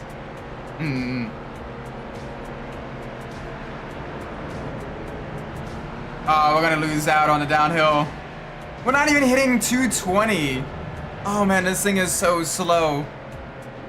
We're gonna lose so much ground on the high speed tracks. We just gotta really make sure our stunts land right. And we're able to hit all those shortcuts, because otherwise we are gonna be out of luck.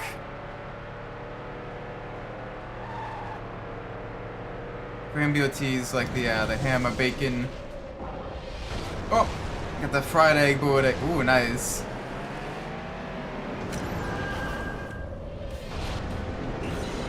All right, come on. We gotta get back up ahead. 6 to 8 sandwiches on the school. So hungry when I can't. Jeez, y'all built different. All right, come on. We gotta make up grounds, and fast. Oh, please get up in the second at least. Second place, I will gladly take a second place.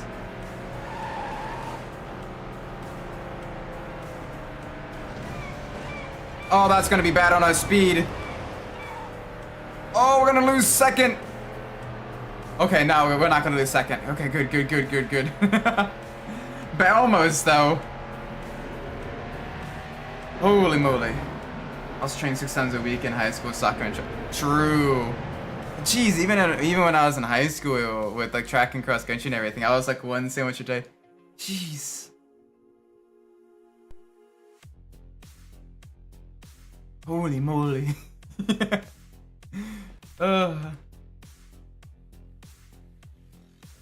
Yeah, it's weird. In high school, I didn't eat a whole lot. Then in college, I ate a lot, and now I don't eat a whole lot again. Just because, not necessarily because poor, just because, like, I don't know, after getting my thyroid removed, it's one of those things where I'm like, sometimes I'm like, not really that hungry. Thank you for the GGs, I definitely appreciate it. Second place is still pretty good. It helps us progress through. Helps us get what we need. Ow. We almost got pushed off into the void. That's no bueno. Going side by side and both cars doing a twist basically sends both of you off track like that. Makes it very tricky. So you almost have to do a flip if you're side by side going over one of the short ramps. Didn't eat a lot of college, but that was because I was sick. Oh no. Sorry to hear that, man. Hopefully a lot better now.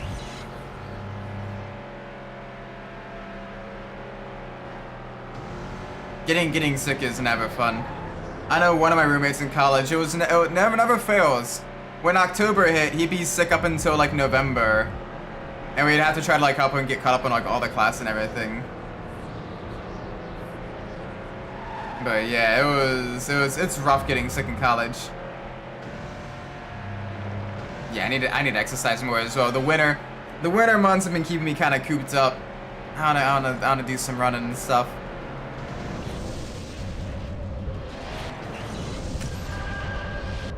Land it. There we go. Since I don't work at the moment, I can't get a lot of groceries. Yeah. So you gotta get the cheap food.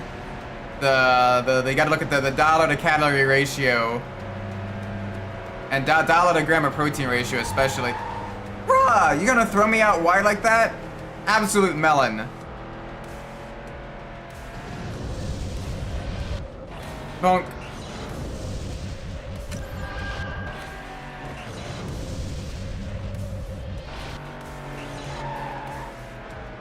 And I had a mutated stomach virus. So oh, jeez. Oh, that's horrible, man. That is rough. Glad you don't have it anymore, though. Jeez. Oh, that's just bad luck, man.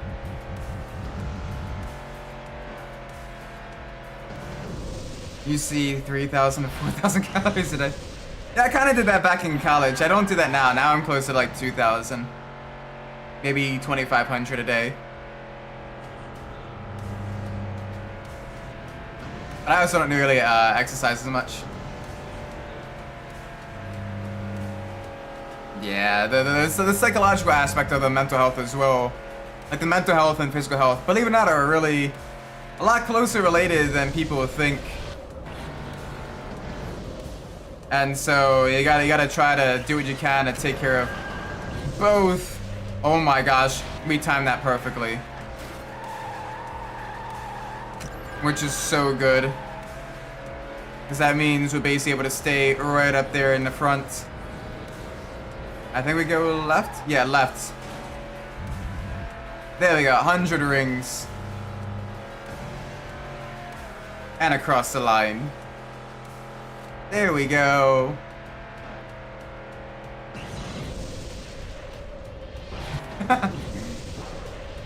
Itachi the serial killer.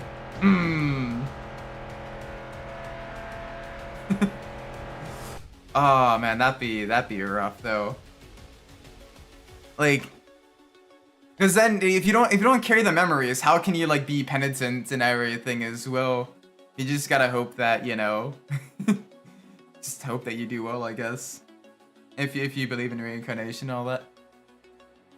So I went from 110 pounds in high school to 165 at 180. Nice. Yeah, I was about 120 in high school, 140 in college, and about 135 now.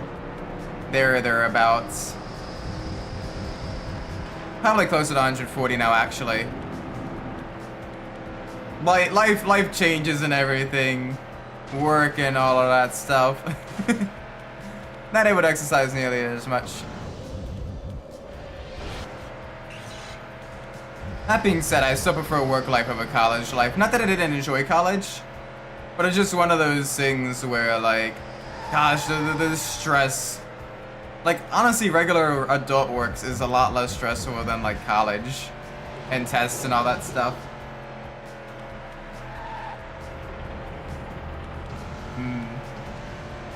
Hopefully you're not crazy dude now. So hopefully things get better for you, man. Girlfriend's around 185-ish. Jeez. Nice. Land it. There we go. Twisty time. Bonk. There we go. We're good. We're good. She's taller than me. Holy moly.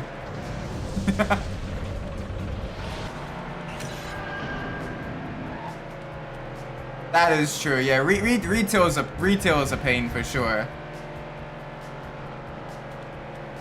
Yeah, high school I was, and middle school especially, I was bullied quite a bit, and just the petty drama and everything. Like work people are a little bit more sure, at least in like the engineering field. You still gotta deal with a few government people that are a little bit, you know, ego tripping and everything, but otherwise it's not terrible. College was okay as well, but like the stress of like the tests and everything, trying to make sure you're trying to make sure you studied everything, every possible like equation and all that stuff, every theorem and all of that. It was, oh, I do not miss that. I think everyone should be forced to work customer service. At the very least, I do recommend it. I do at least recommend people work customer service in like their early, you know, teenage years or like young adult years and everything. It does put things in perspective, because you see people in their best of days, you see people in their worst of days. Like, you get a lot of perspective on how people act and everything.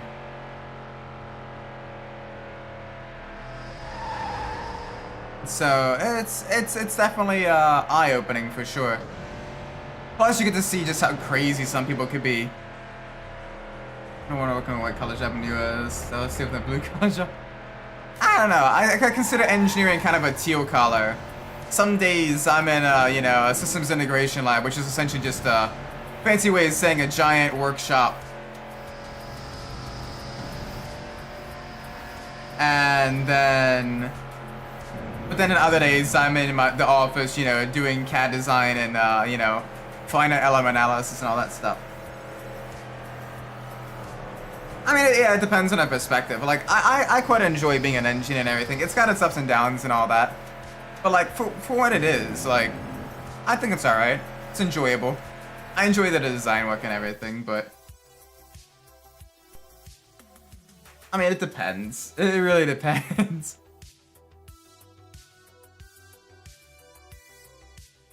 But, when I was working at retail in the automotive parts store, I remember it was in August 2019. So before COVID and everything as well.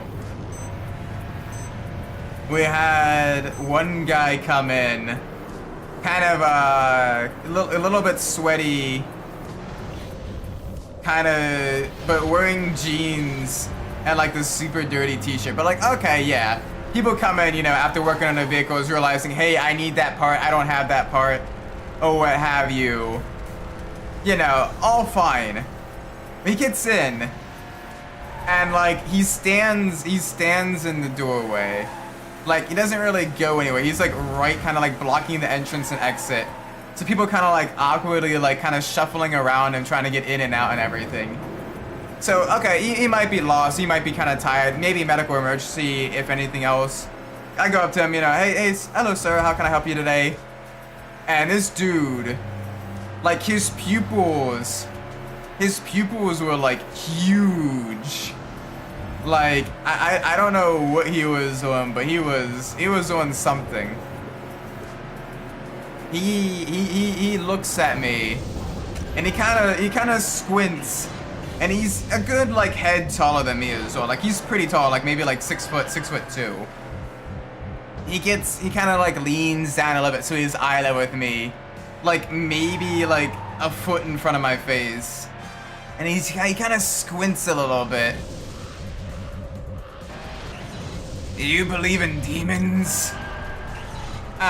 So I'm a little bit taken aback by that. I'm like, well, I mean, kind of like, you know, I kind of believe in like, you know, the biblical, you know, interpretation of demons and everything. I don't think necessarily they're the pajama wielding, pitchfork, you know, wielding kind of cartoonish interpretation that pop culture kind of gives them. But yeah, I do believe demons exist. But are you, do you worship demons? No, I most certainly do not, sir. Can I help you find a part today? And he gets like closer. At this point, I'm like thoroughly weirded out.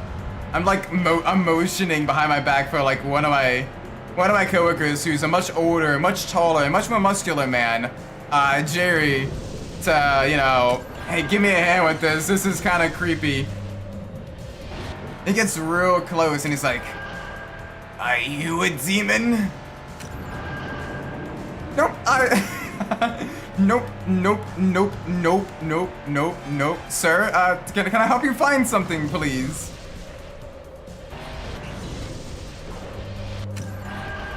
Well, what happened when I put the pasta on? Uh-oh. Hopefully no fire, you okay?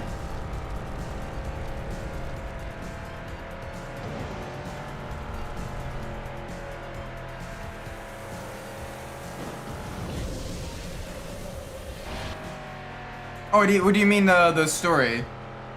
The story is just a customer service, customer service story that was. Oh, it is like burned into my brain. I can still smell his breath as well. Like the guy was so creepy. Like I have never had like. It felt like every hair in my body was just standing on edge with that guy. Like, it was just the creepiest thing. The demon. It sounds like a normal day in retail. Oh, man. His pupils are so big he can see the future. I hope not. I hope I don't turn into a demon.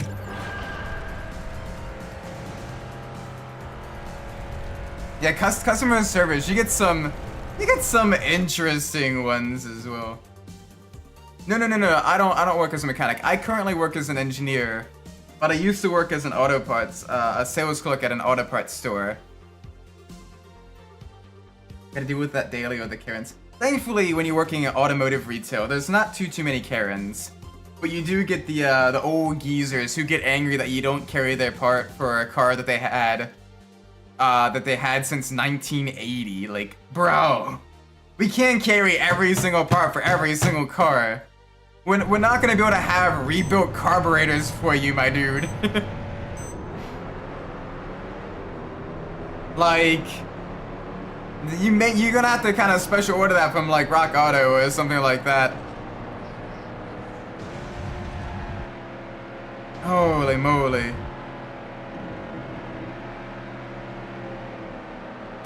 So I do electromechanical engineering. I develop communication systems and mobile operation centers, I guess you could call them.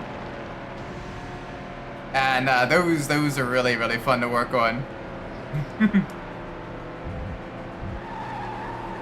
Some of them are vehicle-mounted communication systems as well. So you do get to work on, you know, some pretty interesting machinery. I quite like what I do.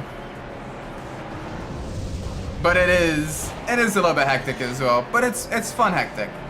You get a lot of cool challenges, and usually the budget is quite high for your project, so you have, you know, extra time to sort out kinks and everything as well. Well, not necessarily extra time, but like extra resources to sort out any issues. Car salesmen, yeah. Yeah, I can see how that would be frustrating to deal with for sure. Back to the right.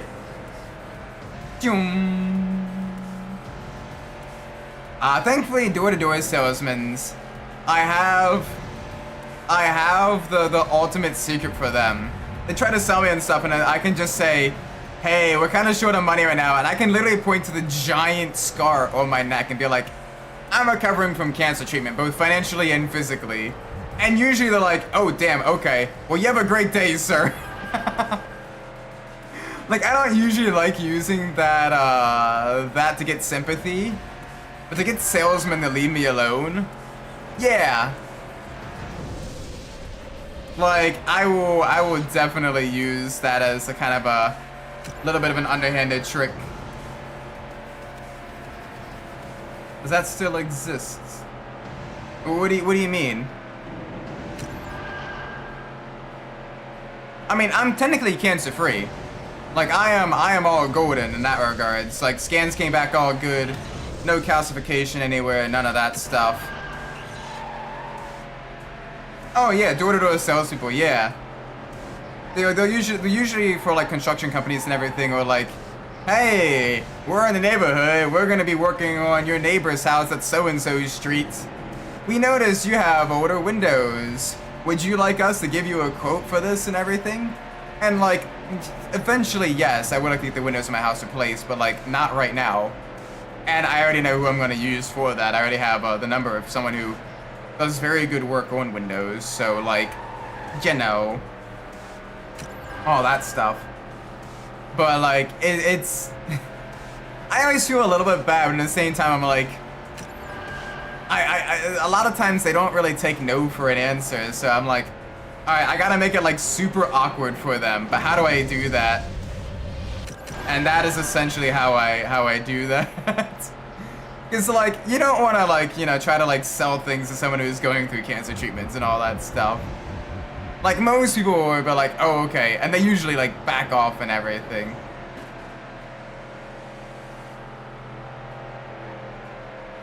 But yeah. It's a tactic to use. The other cool thing is the scar is never going away, so like it'll still look semi-fresh for quite a while for sure. So I can pull that card for a little bit.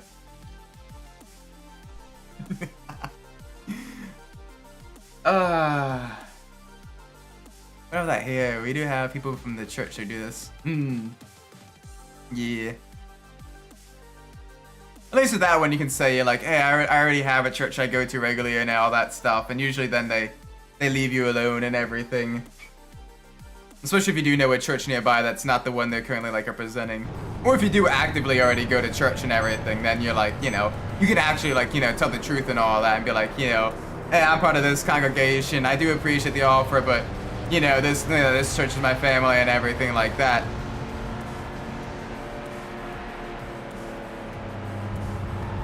So that one's not super bad to you know, deal with. Americans again. I mean, I am a Murmurkin with gun, but like, oh, Jehovah's Witness, yeah. Those ones, yeah, we get those in the States as well.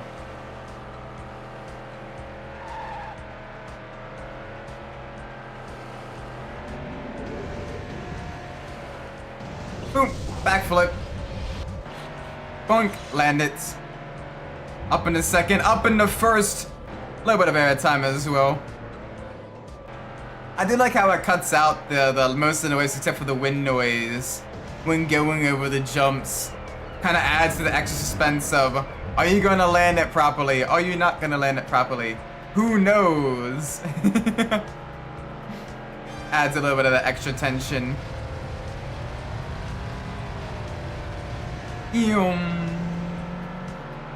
Oh man, I can't wait to see what the next car is. So Jehovah's Witness, I'm not too familiar on their doctrine. They're kind of a semi-offshoot of Christianity, but not quite. I'm not super knowledgeable about it. That really didn't come up in my religious studies class as much compared to more so the more mainline Christianities, Islam, and Judaism that I studied when I was in college.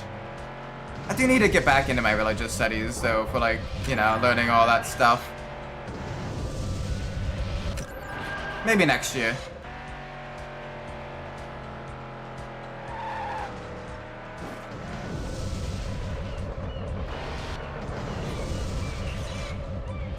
Yeah, sometimes it's also like this different doctrine and interpretations of text as well. Like the whole, oh, that wasn't a final lap. You know, whole predestination versus, you know, free will argument of, you know, the Protestant versus the Catholic Church.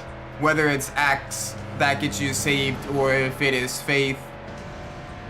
And all of that. There is enough religious doctrine differences that you can kind of see some things. Whether, you know, the Virgin Mary acts as an intermediator with prayer, or if praying through her is an act of kind of false idol worship.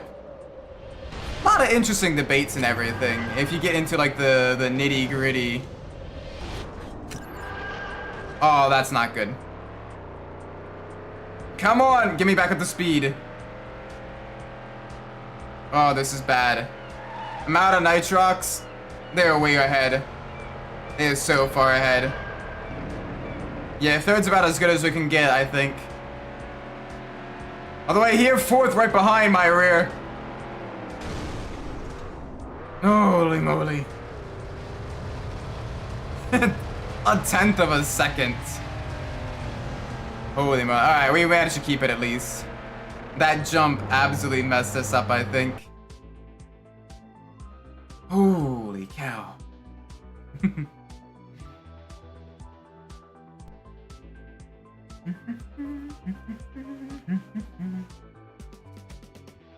Alright, 2 more races to go for this. Then we can start our next car, the street breed. Alright, let's do this.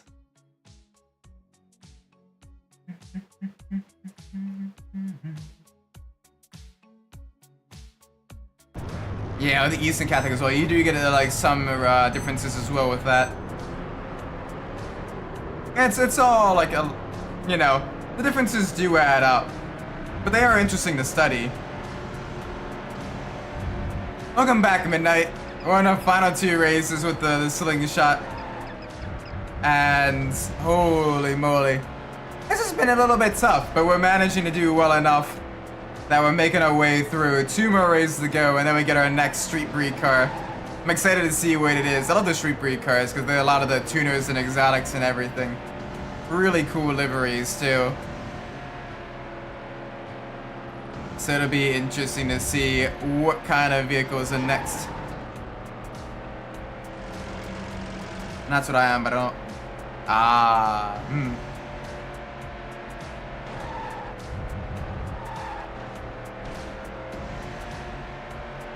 Alright, well, let's go through the loops now. Up in the 2nd place.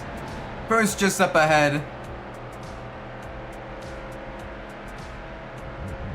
Ooh. Alright, a little bit of a teammate duel now. Bonk, land it.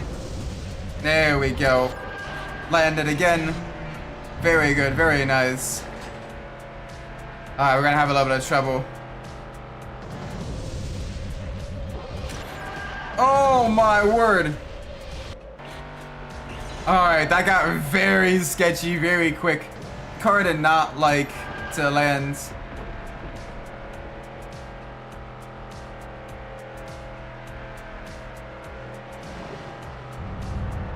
Oh, okay, good. We did hit that.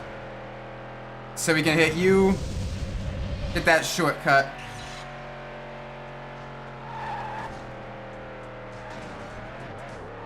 Yeah, ultimately, you know, people need to choose their, people need to kind of choose their own faith and everything themselves and all that stuff.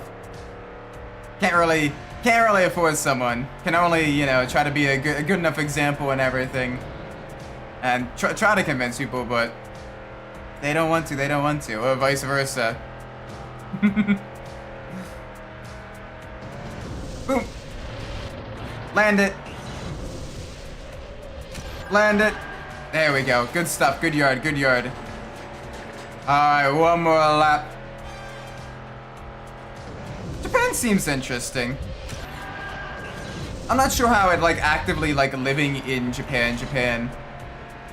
But like, I'd definitely love to visit. Like, it'd be a really cool place to visit, get a little bit of the culture and everything. But I don't know. I'm quite happy living where I currently do. And if I do move, it would probably be still within the states and everything, as I don't know, I imagine getting a visa for other countries would probably be a little bit difficult.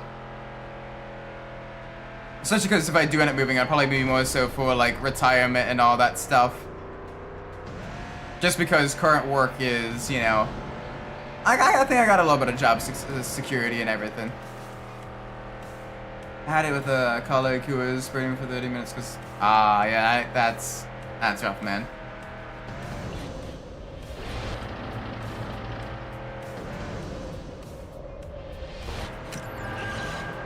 Yeah, but the crazy work hours though is. Oh yes! And also, I'm not a big fan of the yes man culture either. Ooh.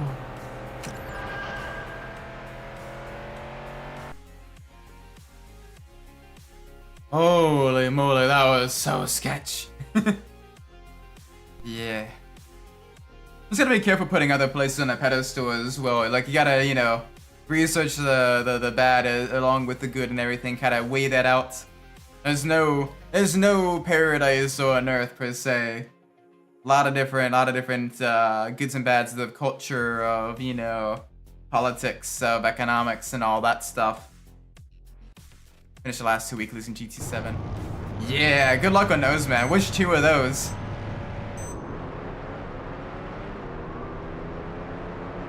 I need to get back into GT7.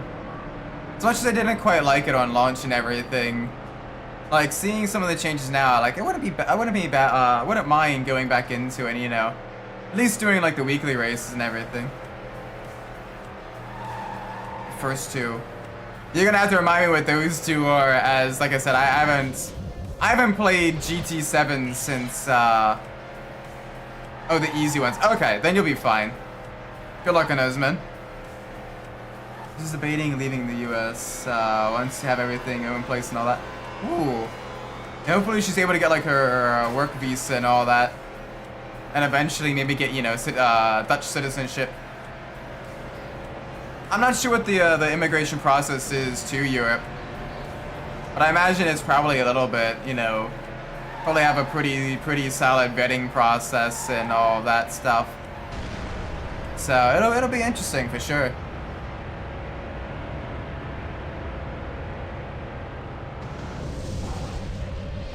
Land it.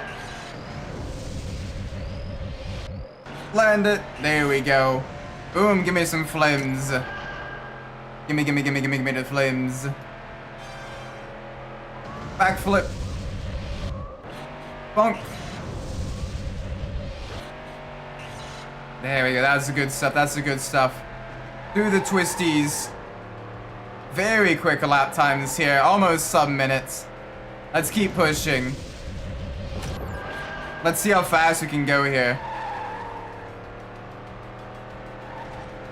Crazy how many turns are in this compacted into, you know, a minute and 20. Compared to like, you know, a minute and 20, you know, sim racing track like Tsukuba and all that stuff. But man, it really shows. Oh, just shows how quick these vehicles are going on average. Alright, down. Bonk. There we go, the good stuff, the good stuff. Alright, backflip. Land it.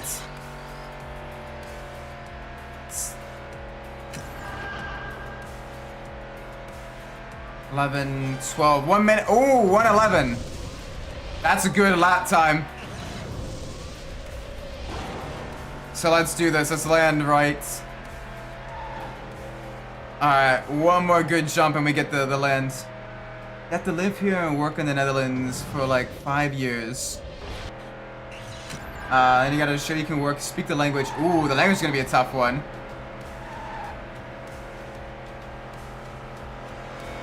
Yeah, so the language lessons.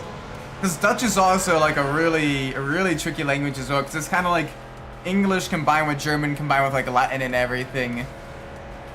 And a little bit of like French here and there too. And it's a tricky one. It is a very tricky one. Holy moly.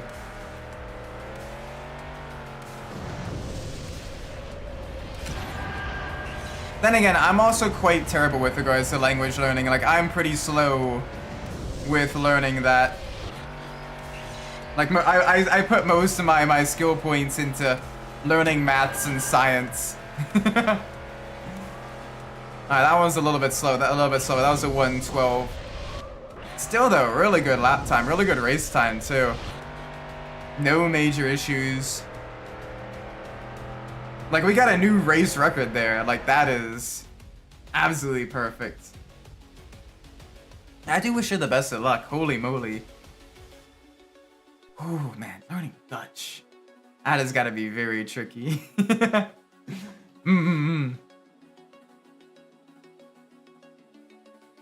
Oh, look at that. We're on like a pillar of ice as well.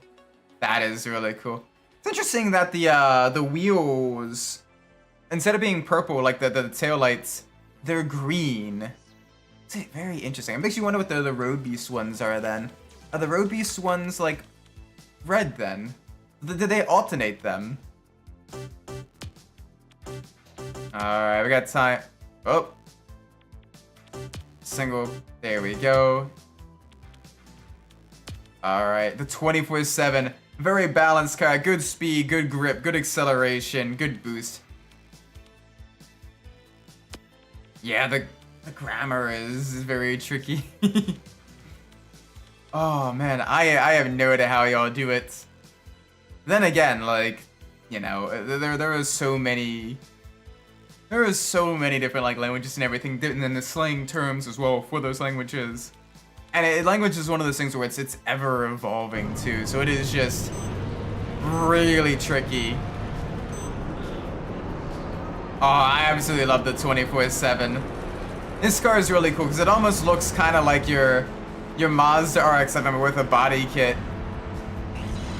Doesn't have the rotary engine sound. It'd be cool if it did. But like, it literally looks like a, you know, an RX-7. Very, very cool vehicle. Very nice. Ooh. Bonk. Land it. There we go. Good stuff. Good stuff. Oh, finally have some top speed. And some words of female and some of the male, and yeah. So you get the gendered language. You have the various new characters as well. Like, oh, it's gonna be tough. It's gonna be tough to learn. Oh, nice. We even have side draft as well. It's another street breed car next to us. Very cool, very cool. One more lap, ladies and gentlemen. Big push. These are very quick laps too, like 30-second lap times. Not a whole lot here. Just gotta keep pushing.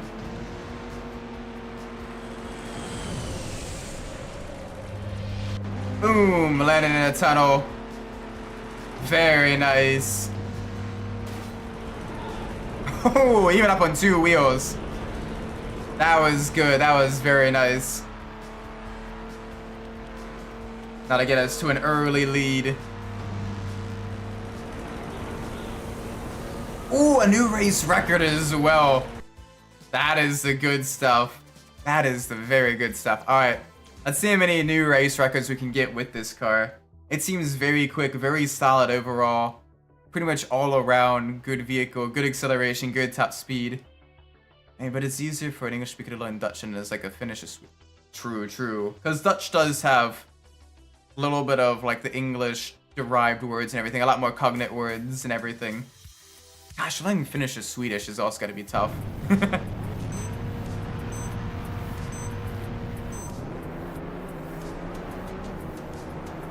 Like, that just...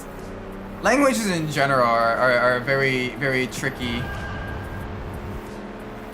Alright, come on, come on. Gotta get up ahead as quick as we can. Can't waste too much of our time with other vehicles.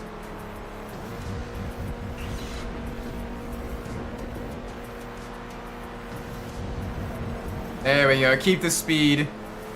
Whoa, a little bit of a lag there. Not sure what caused that, but that's a little bit interesting.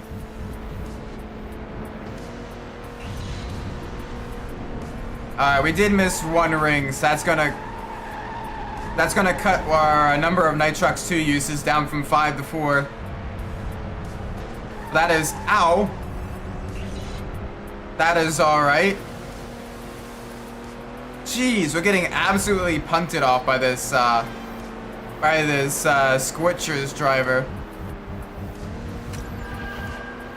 Like, holy moly.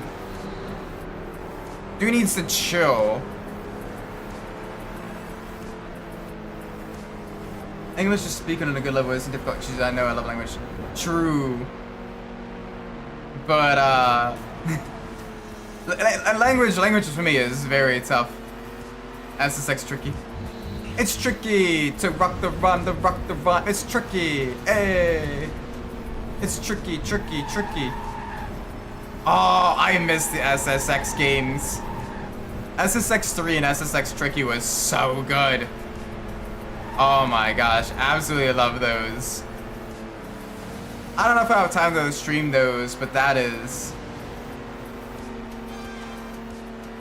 But yeah, that one is always fun. English is one of the easiest languages to learn. Doesn't matter what country you are. Kind of. Some things are easy. Some things like the pronunciation is a little bit difficult. Because you have, for example, lead and lead are spelled the same way, but are very different and mean very different things as well.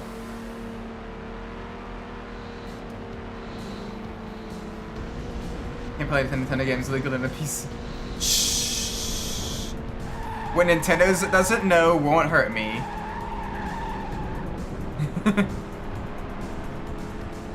What Nintendo doesn't know won't hurt me.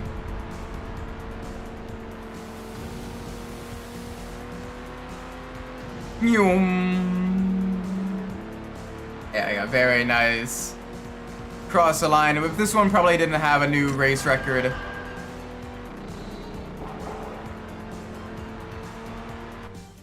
Yeah, we did not get anywhere close to a race record. That's fine. French is a language now. Yes. French is a pain. As the match is responsive messages and I don't want to open very similar. Oh, okay.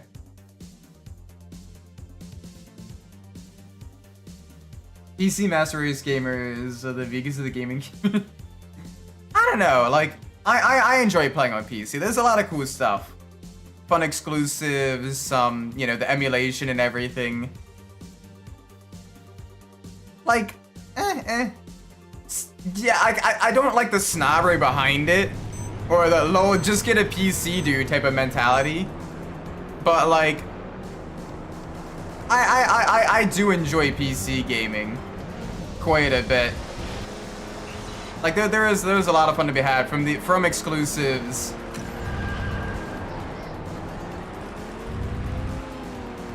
Oh yeah, no, more so like the mentality. Like, you know how some vegans can be like, you know, insufferable and everything. Same with some PC players, where they treat it as like the only way to live and everything, and you're like, bruh, chill out. Like, PC is great, but like, bruh. Try to speak of the French people. Oh yeah.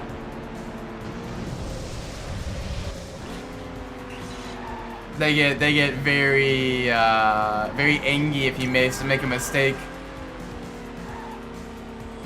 Choom. Oh man, this thing is so much fun. Use a little bit more boost. Yeah, like PCs are expensive, but you do get us some solid. Like you do, like especially if you like, you know what you're doing and everything with regards to emulation and everything like that. You do get your money's worth, I think. No! Oh, that's bad.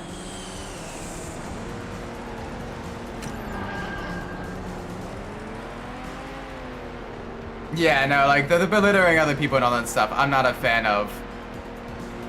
Like, there's definitely a place for consoles for sure. And there are still some really good console exclusives. And so, like... Yeah, okay, there we go. Yeah, probably not worse than Egypt, but like... Then again, I've never been to Egypt, so... Yeah, like Nintendo. Like honestly, if you were gonna PC game, like it'd still be a good idea to have like Nintendo consoles, just because their first party titles are usually like really high quality as well. So you get your money's worth with that console too, and they're pretty fun. Even in the opposite, if you speak Spanish, even if it isn't the best, Spanish people are happy as fuck. And then for the Germans, try to speak German, they're like, I appreciate you trying, but let's speak in English, alright? And you're like, okay.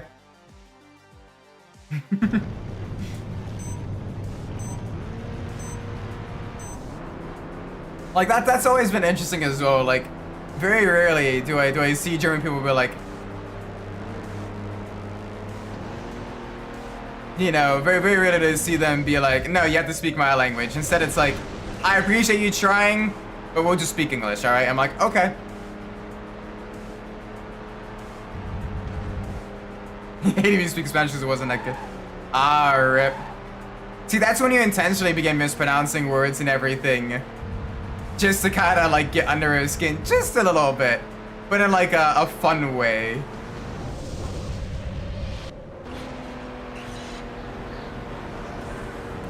Yeah, there isn't too many exclusive PS5 games. Like, I think only really GT's... Like, I've only got a few, like, GT5 games, PS5 games. GT7, Helldivers 2, just because I didn't want to play it on PC. Because of the whole PSN I kind of predicted the potential PSN requirements and everything, so I'm like, I'm just going to get it on PS5 instead, where I already have it connected to a PSN account.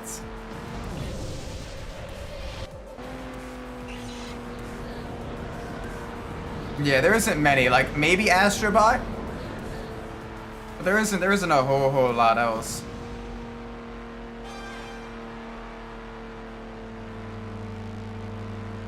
Though I am excited for GTA 6 though. Like holy moly, I know that's gonna be on consoles for a while before PC, and I'm not gonna wait for it to be on PC. Both Astro games, okay. It's a shame though, because in Astrobot, you get to see all the cool IPs that are exclusive to PlayStation that they're just not doing anything with anymore. Like, bruh, what are you doing, Sony? You have so many cool IPs. Like, please, actually use them. Make games for those IPs. I would love to do that. Please. Please, please, please. Like, bruh. Especially like from the PS3 era. They had so many exclusives in the PS3 era. And then like in the PS4 and PS5 era, just like nothing. Like, bruh, why? Why would you do that? Why would you do that? Spanish with a heavy Texan accent. El baño. Como te llama? Mi llama es Isaac Umbras. Oh, I'm gonna anger all the Spanish speakers.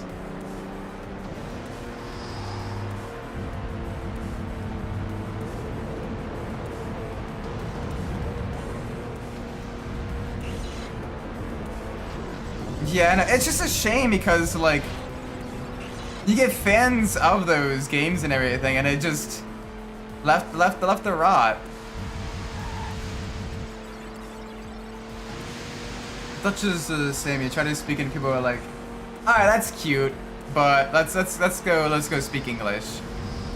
Like, okay, but like I wanna. That's gonna make it difficult to practice though in like regular company and everything.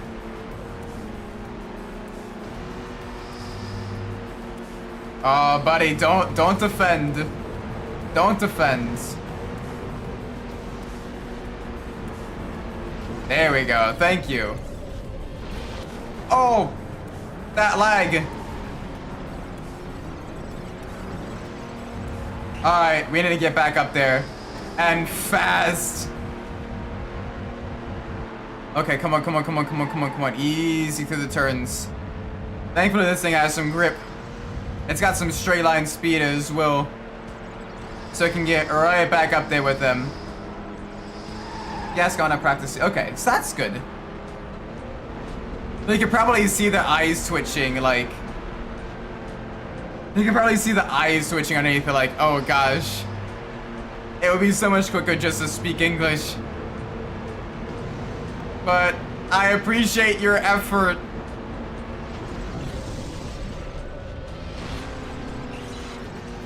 There we go, nice and good, nice and good. Keep it steady, keep it smooth, keep it steady, keep it smooth. Past the air, past the rocket.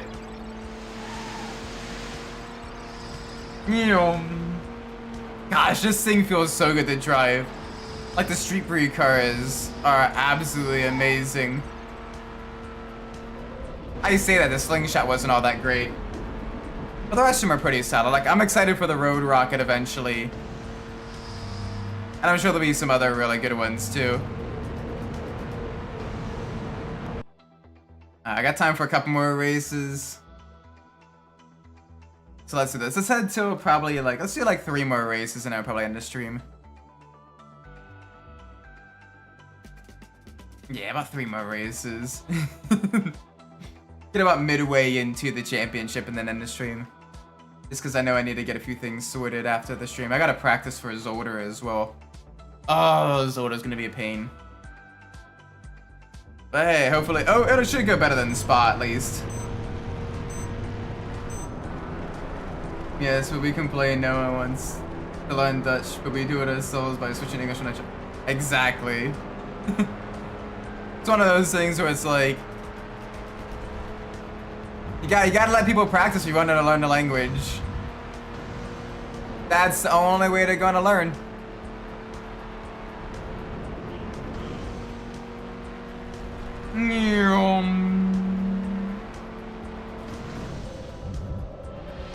Bonk, land it.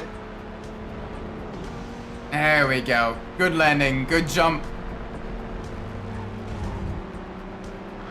Kind of T-boned them just a little bit there, but that's alright.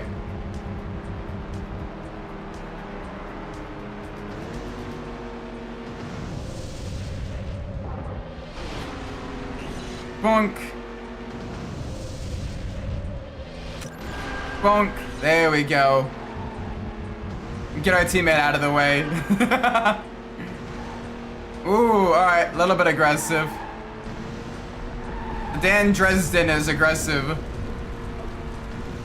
We'll be fine though, we can do this. Big speed ahead. Oh, that's a stale. Okay, that actually was pretty cool. I like how if you go over the boost pads backwards, you get turned around 180 degrees and then back to full speed again. Like, that is actually really cool. Why did I not use the nitrox there? I had it.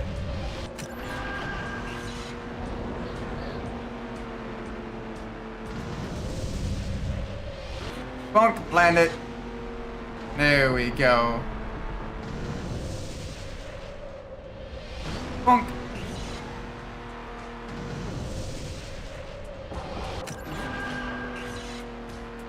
If my girlfriend truly wants to learn Dutch, where she is here. Some weekends learning and helping her. Oh, nice.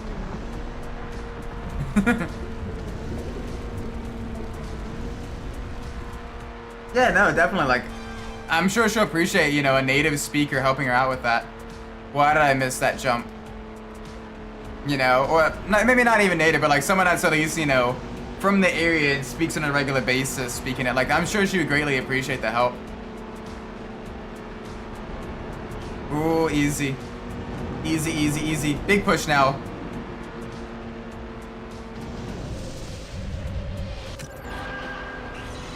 There we go. Nice. Oh, I didn't quite land it. That's fine.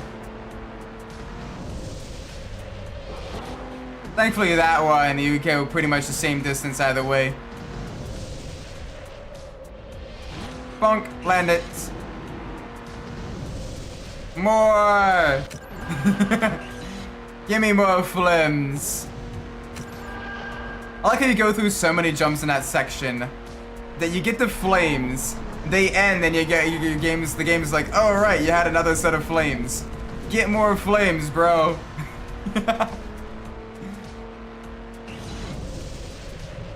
Nice. Oh, it's like 60-40 Dutch English on a day-to-day basis. Ah, okay. That's not too bad.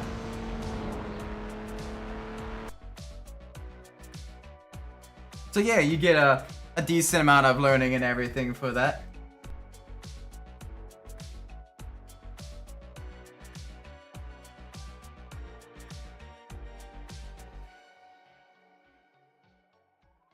Cat destroyed my shell by attempting to jump on it and crash.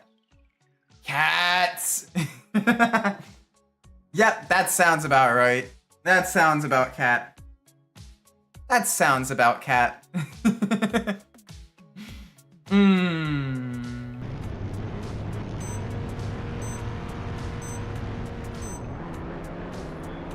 Alright, let's go.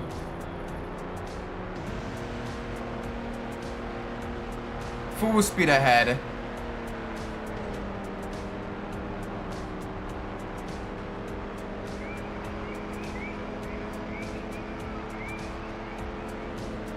Easy, easy, easy.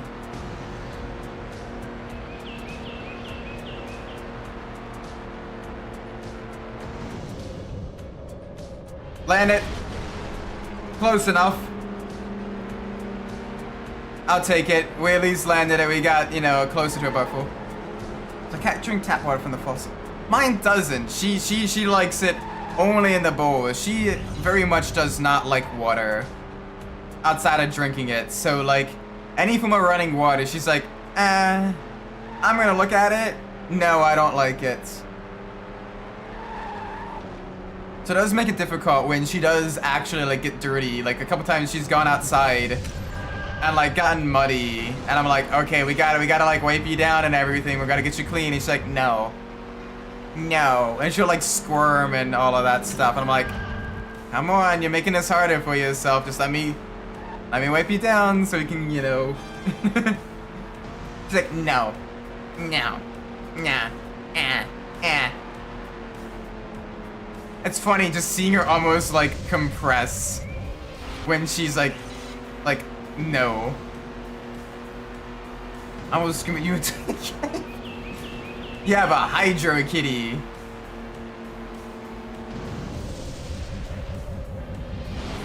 Bonk, good landing. There we go. Good stuff, good stuff, good stuff. Keep pushing. Keep pushing, Isaac. Ooh. Oh. I'll take that landing. Not the best, but it worked. My cat just screams on. Angry kitty. Very, very angry kitty. That's stuck in the door trying to fight the cats outside in the basement. Oh, very feisty kitty. Thankfully my cat's a lot more tame. She's very, very mellow. The only time she's ever actually hissed at us is when we try to give her medicine. She's like, no. Absolutely not. Good dog loves water while swimming, and as soon as it was clear, he's like, swimming, yes. Hose, not hee-hee.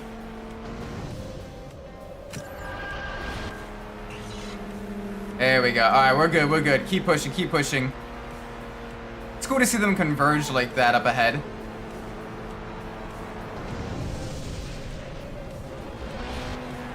There we go, good landing. It's cool seeing the team colored aura pop out of your car when you get the perfect landing as well. He's got a dumb boy cat. I am my cat. On one hand, she's very smart. On the other hand, sometimes she's very much not smart.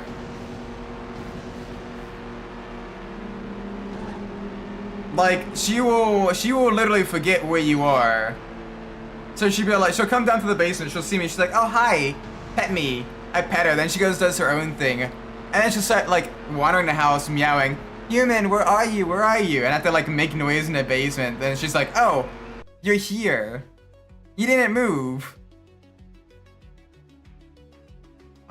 Sorry to hear that, man.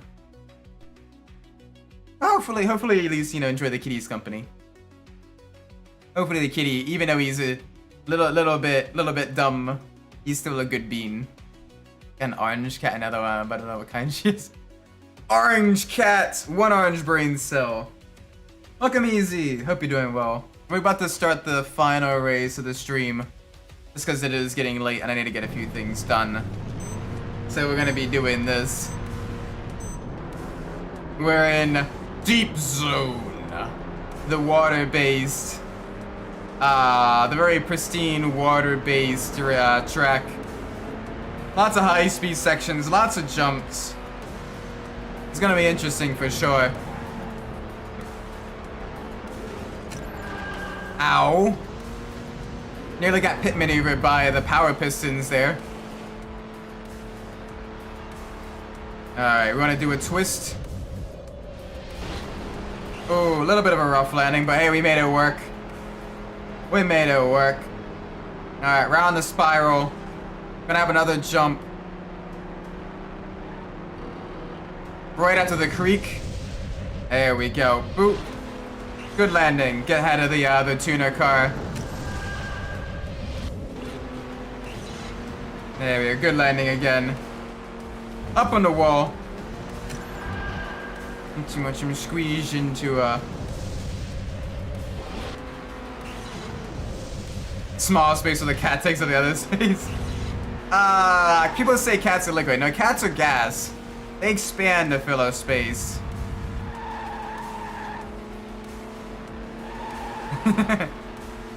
Sounds like a good kitty though. That is lopsided and broke, so the cat is on a non-broke. Oh no. The cat's like, alright, this is my end. Human, you can have the other ends if you want. Oh. See, that's when you just pick up the kitty and put him on your chest. You're like, alright, you wanna be like that? That's fine. At least lay on top of me and keep me warm.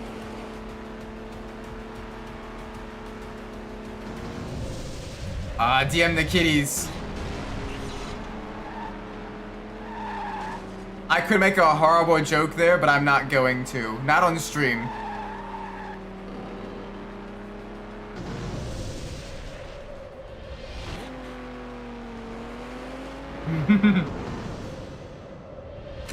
Bunk. Alright, let's go. Not too many more rings. That's all of them.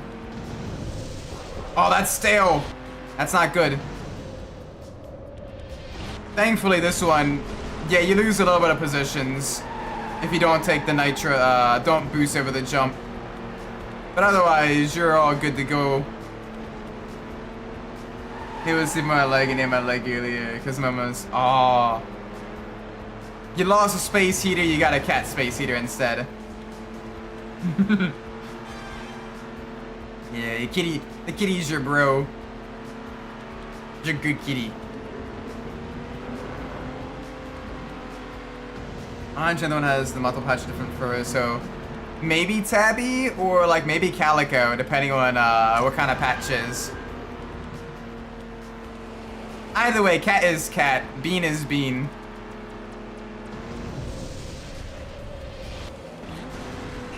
There we go, good landing, good landing. Keep up those landings. Oh, a little bit creaky.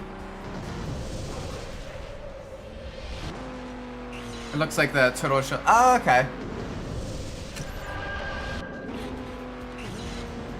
I'm not sure what that would be then. I'll have to take a look at the picture and see after this stream.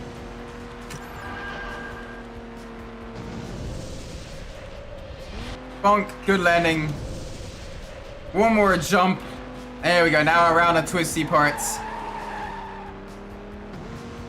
There we go, keep up the speed. Back again to the left. To the right. There we go, through the crossovers. And across the line. Very good time, I think. We should be alright. 420 on the dot. Very nice. Second place overall, 420.43. Alright, so that means we probably have two 420s then. Let's roll. It's 420 somewhere, isn't it? Anyway, I'm gonna end the stream here. It is getting very late. Thank you all so much for watching. I do appreciate it. If you enjoyed the stream, please make sure you leave a like, subscribe. Let me know what doing well in the comments down below. If you didn't like the stream, please let me know what doing poorly so we can fix that in the future. With that being said, I'm Isaac Umbras, and wherever you are in the world, whatever time it is for you, may it be a great time, and I will see you all in the next stream. Until then, take care everybody.